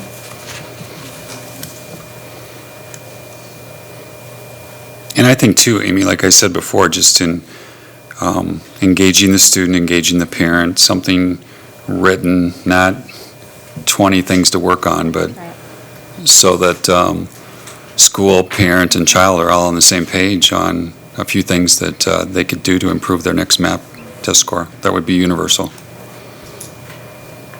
And maybe we could get some ideas from other districts if they're doing something like that as well. But I know if I'm personally told that I'm here And if I work on this, my achievement is probably going to be higher if I have a target or a goal or an investment or engagement in that. And even at the student, I mean, especially at the student level. Otherwise, to them, it's just another test. And I've seen some of those map tests, you know, the reading passage comes up and it's overwhelming because it covers more than one screen. And if my engagement's not there, if I have no relationship or connection to doing better, I could just click through and, not really care about it, not even attempt to try it. So it's just a suggestion, something to look into, but I think student engagement in testing is really powerful, and if there are ways that we could explore that could, make that come to be, I think it would be worth our time. Thank you.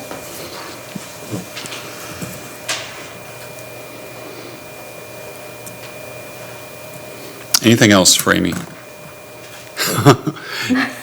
It's a lot. That's a lot. Well, thank you very much. We look forward to, moving forward in this area, and as well as the commitment, not only from this committee, but from the board to, monitor achievement and continue to find ways to help our students,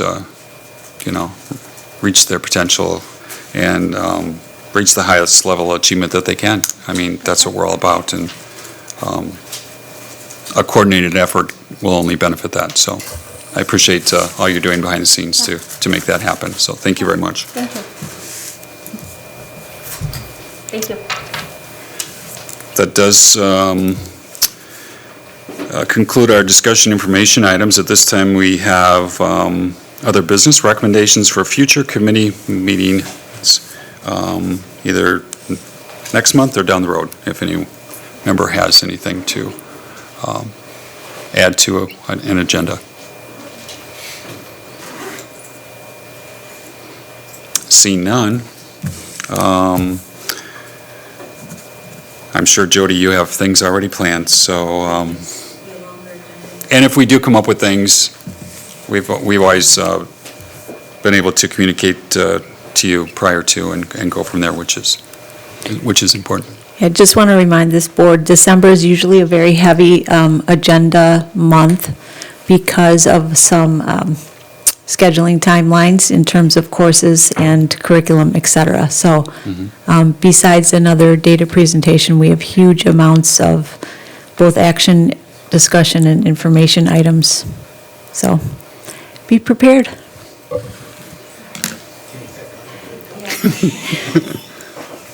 It's all good. Okay. The next Teaching and Learning Committee then will be held Tuesday, December 7th at 6 p.m. here in the boardroom. And with that, the meeting is adjourned. Thank you, everyone, for your involvement and participation.